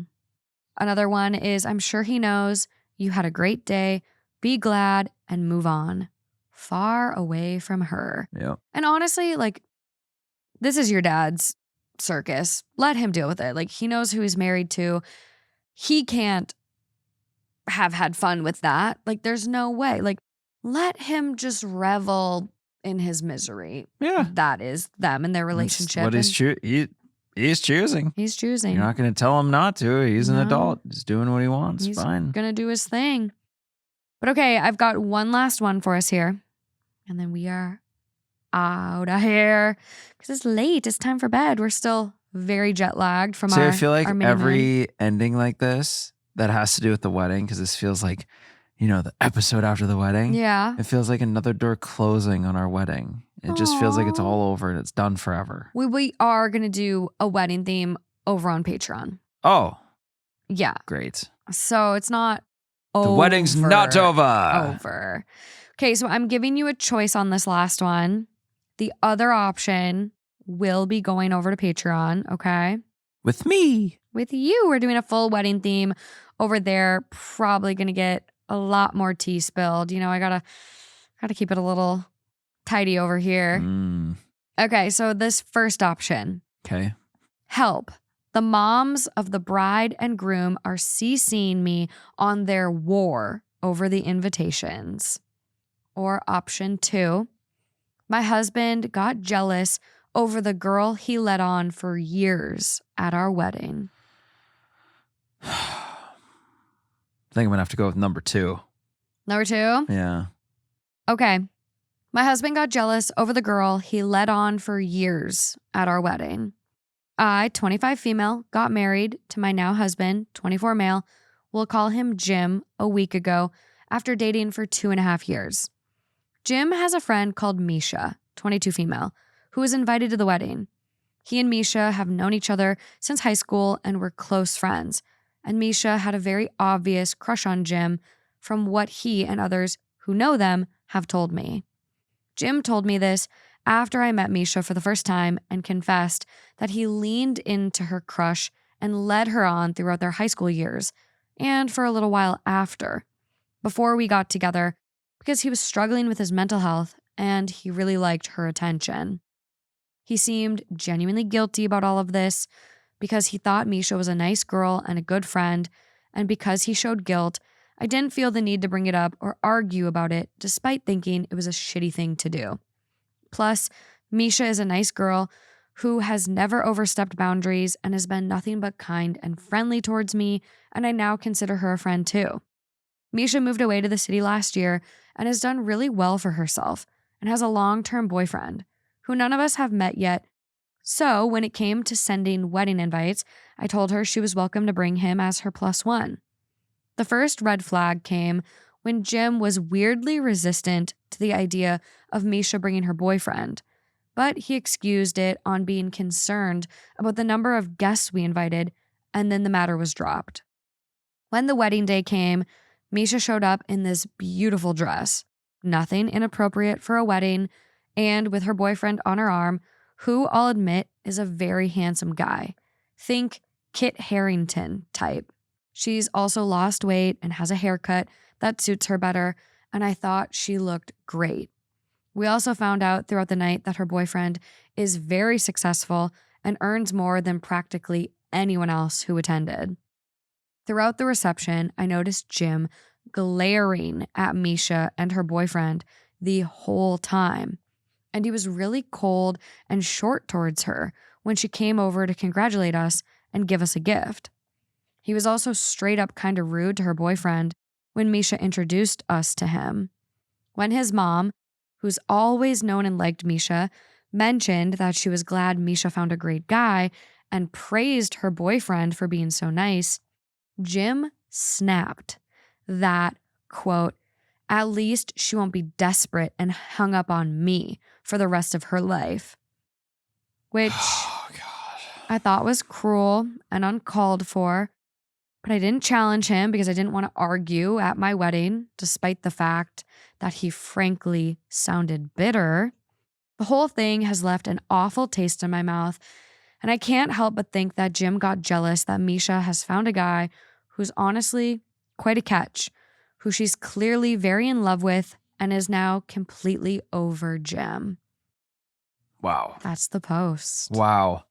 I wonder if it's captured in any of the wedding photos. Oh. Like the happy couple, and then she's like on his arm and he's just like staring looking this way. Which, this is really tough because he obviously liked the thought of someone out there pining over him. Yes. And weirdo. Even having that still, like, oh, I'm the man. I'm going to, not that he's cheating, but he just likes that feeling, I guess. Yeah. And so now that person's gone because it makes you start to wonder, did he like that? Maybe not that he was going to actively cheat, but it's like always a backup option that's out there. Or is it simply just the attention of having someone out there that wants you but can't have you? What is it that I wonder he likes about that? Because obviously he could have chosen her if he wanted to back in the day. I know. Because he could have dated her.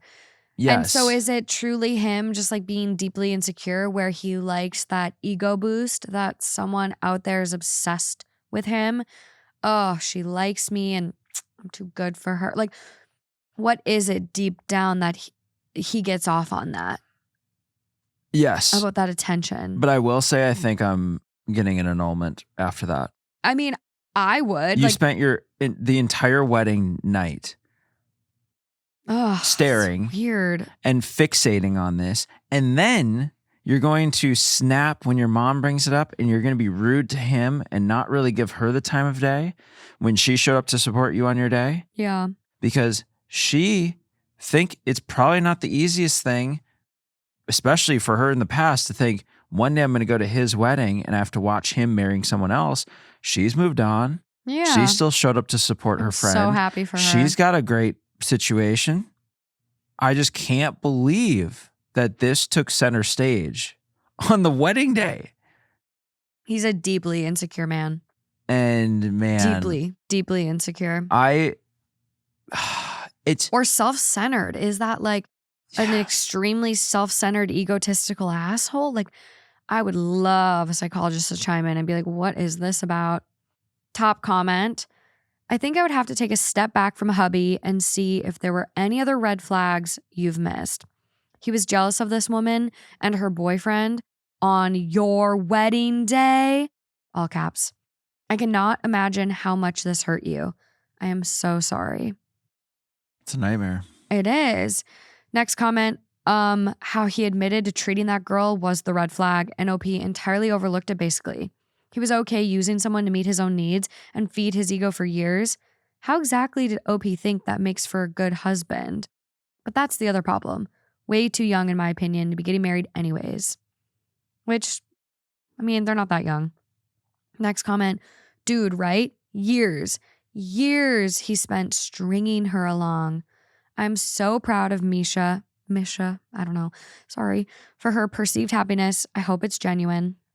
Also, can you imagine just that thing he said at the wedding when the mom was like, I'm so happy she's found a nice guy. And at the wedding, he goes, at least she won't be desperate and hung up on me for the rest of her life. Yeah, sure. Because that's exactly what you want. Then why are you mad? If she's so desperate, why are you acting mad and sad and dejected when you're getting married to someone you love? Question mark. Right. No, it's freak. There's that whole situation is not going to work out. But I don't really hope this isn't the case, and I'm not thinking it is. But what if she went and found the best possible option to play her boyfriend or to show up as her date or to, convince some other guy to go to a wedding with her. There's a lot of movies on this. Will make him jealous and get his attention all night long because she's been hung up on him forever. Yeah. She won't move on. Yeah. So what's she got to do? Wedding day is the last stand, man. I got to find the best possible person to bring with me to get him to stare at me all night and be jealous and then cause a breakup in the relationship. Then, we were talking like, oh, we're OP. We're going to get an annulment. There you go. You just got her out of the way. Oh my so God, now, that movie I love. Now the door is open again. Now he might all of a sudden, he just lost his love because he was staring at you all night. That relationship's done. And now you also randomly break up with the guy, show up on his front doorstep and say, I broke up with him. I know he's perfect. He makes all this money. He treats me great. And he looks amazing like Kit Harington. But I'm choosing you. I just broke up with him for you. Hell no. And I'm on your front doorstep. No. Let's make this official. That should have been our wedding. Dude. And now we're going to have it. No, hell no. Misha is so much better off, but there's many Netflix movies and movies, Hallmark movies on this plot of like going to a wedding with a hot date. One old movie, similar vibes. It's from 2005. It's called The Wedding Date. It's with Deborah Messing and Dermot Mulroney. Mulroney. He dates Jess in New Girl. He's the hot old guy. Forgetting his name. What other movies is he in? He's also in My Best Friend's Wedding. Hot old with Cameron guy. Diaz. Well, he's older now. My Best Friend's Wedding. Anything Julia Roberts wedding related. Runaway Bride. My Best Friend's Wedding she's into is really good. The Wedding Date. Table 19 is a hidden gem of a wedding movie. It's with Anna Kendrick. Super good. I like that title. That's cool. Table 19. Yeah, it's I'm into that. all these people get put at the misfit table and they share this amazing time. It's a great movie.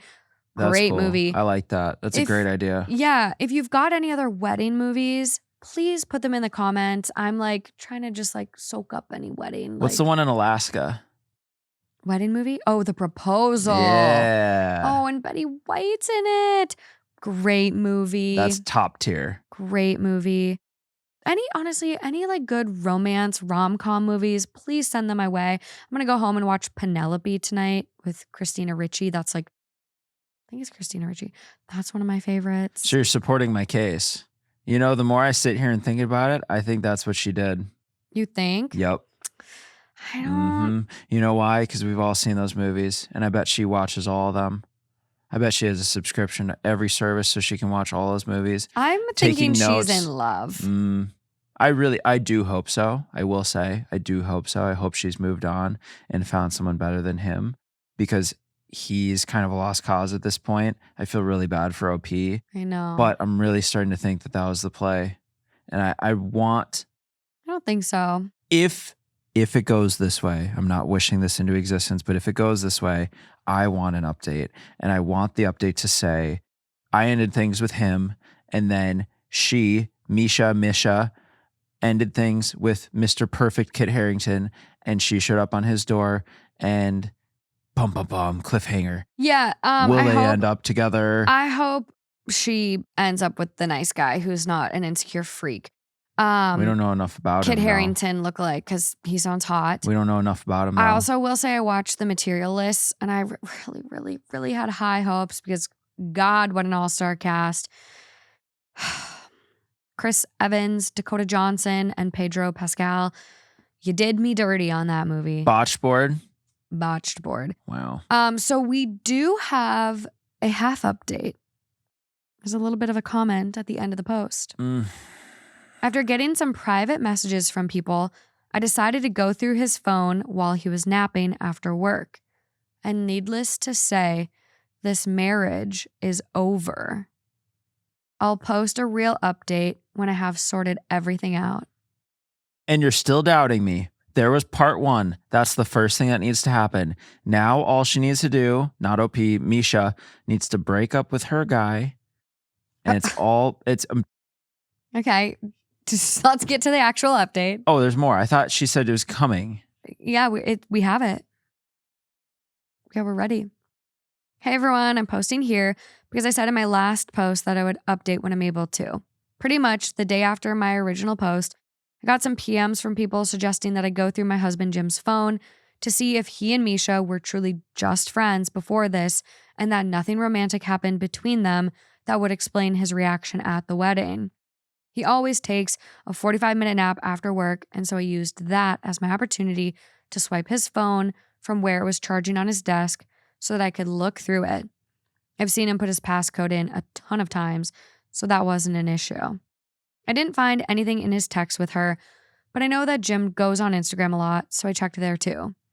The immediate red flag was that he'd used an app lock that required a passcode to access Instagram, but the dumbass used the same passcode that he uses to unlock his phone, so I got into that right away.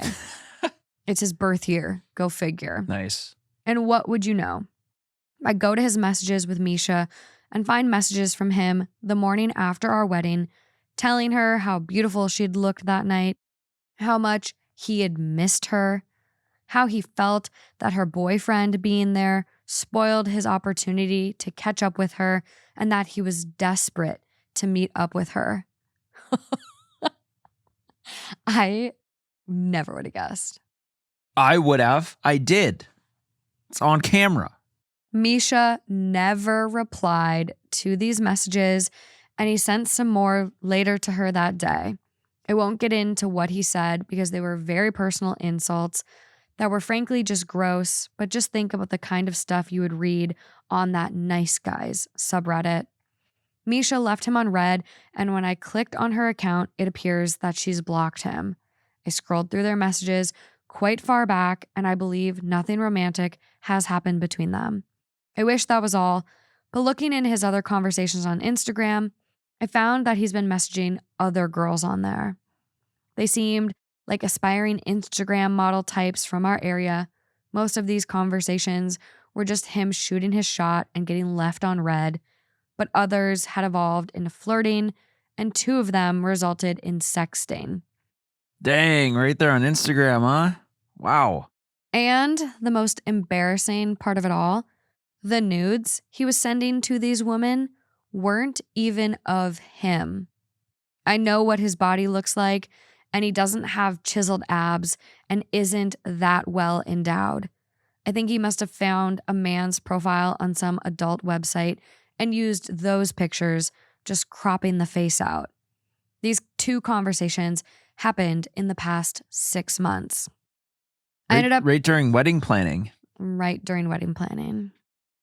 I ended up texting his mom and his brother from my phone, asking them to come and pick him up from the apartment, and then I went to wake him up. I told him that I knew about the girls he was messaging on Instagram and that he needed to pack a bag and get the hell out before I started throwing his stuff out on the street and causing a scene. He started crying and begging me to not kick him out and swore that they were just messages and that he would never actually cheat on me. But I don't believe him for a second. Then he had the nerve to tell me that he didn't want me to tell anyone else about what he'd done, but I had left the room and started ignoring him by that point. He left with his mom and brother and is staying there from what I know. I've blocked him on everything for the time being until I'm ready to tell him that I'm seeking annulment. Thankfully, where I'm from, you can get one almost no questions asked as long as you haven't been married for longer than 30 days, and I've already looked into the process. I haven't really left my apartment at all this week, and I've been calling in sick to work because I don't feel I can face people.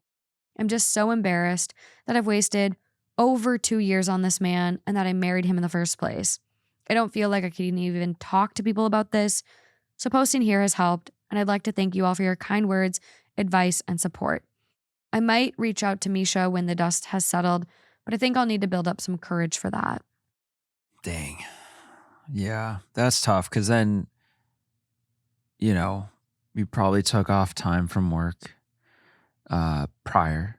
You've been building it up with everyone. Oh, I'm getting married. It's coming in 2 weeks. I mean, you talk about it to everyone. Well, that's been our conversation for months and honestly a year. I know. I'm kind of ready to move to the next chapter. I loved it. I loved it. I want to plan more weddings for fun because I loved it, but I'm excited. But everyone's going to be asking. First day you get back, to work. How was the wedding? Oh my God, blah, blah, blah. That's all you're going to have. Yeah. And you just have to face that with, you have a kick-ass story. I understand it's incredibly emotional and terribly heartbreaking and just probably the worst you could possibly feel because I've been through breakups, but not literally right after the wedding. Can you imagine? So I feel for her. I really do. Kind of shocked on the whole Misha situation. So I was half right, but I'm sure we're all curious. But we do have one final update. Oh. This update is coming 4 months after the original post. Hi, everyone. I just thought I'd give an update to my situation since I still get messages of support on here every week or so. You'll be glad to hear that I was able to get the annulment and I didn't have to go through a messy divorce with Jim. I struck an agreement with him that I wouldn't tell a soul about his cheating or what happened with Misha and would leave him alone forever if he agreed to the annulment and got it over quickly. I did end up sticking to my end of the bargain, but it ended up not mattering because it turns out his brother is quite the gossip and let the cat out of the bag over Christmas after getting into an argument with Jim while drunk. A lot of Jim's family were pissed and asked for the money they contributed to his half of the wedding fund back, and some of our mutual friends have cut contact with him. A couple of our friends plastered everything on Facebook and humiliated him. Nice. It was interesting to watch the back and forth between them and Jim, honestly. I lived in our apartment and covered the rent on my own while he lived at his parents' until the lease ended back in January. And now I'm living with my dad, and I plan to stay here for a while and take things easy. Yeah. In January, I also tried reaching out to Misha via text, asking if she'd like to meet up for coffee to talk about anything. I never got a response directly from her, but a few days later, I got a call from her number, and it was her boyfriend on the other end. He said they were both sorry for what had happened to me and that they hope I'm doing well, but that Misha thought it was best to cease any contact as this whole ordeal had made her anxiety and mental health problems spiral and had landed her back in therapy. I did ask why she never told me that Jim had messaged her the day after the wedding, and her boyfriend confessed that he advised her not to get involved, and his direct words were, quote, "I'm sorry to sound rude, but it's not her circus." I'm a little disappointed that she doesn't want to talk to me, but I get where she's coming from and I can't force her to do anything. To be honest, I think she's been looking for a way to divorce herself from our hometown and the people she knew and Jim back in high school for a while now. As for me, I'm also in therapy as I want to sort through these feelings and get back to feeling good about myself again before I even think about entering the dating scene again. I've also been firm about ending friendships with anyone who's taken Jim's side, as I don't want him finding his way into my life again. So far, he stayed away from me and hasn't tried to contact me, although his mom reached out over Christmas to ask me if there was any chance I might forgive Jim and take him back, as in her opinion, quote, "You two are just meant to be together." I didn't respond to her, and I've blocked her on pretty much everything now too. Thank you again for all your kind words and support. I'm certain leaving that asshole would have been harder for me had I not had hundreds of comments backing me up. Yeah. Yeah. Good job, OP. Yep. Hey, 4 months in, slowly but surely, get all back to normal. Well, and like moral of the story with this one is like, even if you go through the wedding day, like if you feel it's not right, don't keep going forward. Like OP was like, "I'm so sad I wasted 2 years of my life and blah, blah, blah, blah, blah." But like, what is it if you like marry someone and then you're, not feeling it or something's off, red flags, and then you go 2 more years Yeah. and then you still are in the same spot you were, and now you've wasted 7 years or 9 years or 11 years. Like, what's that saying? It has to do with trees, but it kind of fits this vibe. It's like the best time to plant a tree was 20 years ago. The next best time is today. Mm-hmm. It's kind of like that with relationships. Like, don't let the sunken cost fallacy get you. Move on. Yeah, well, I will say too, I think a lot of times the gut reaction when something ends is, oh, well, I've wasted 7 years. Mm-hmm. But you really haven't. I mean, there's a lot of things you might look at differently because of the cheating and what was going on at certain times, but really there had to have been some good times, and you had an experience. You got to know someone very closely. You got to have all these experiences with them.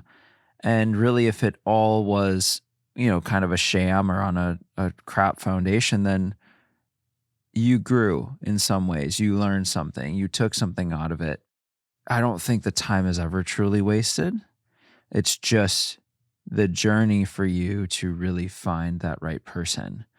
And yeah, maybe it meant having a 10-year relationship that blew up at the end and felt like a waste. But whatever that was is leading you down the right path to that right person. Mm-hmm. And you wouldn't find them if you didn't have that. So yes, I get the reaction, but it's not wasted.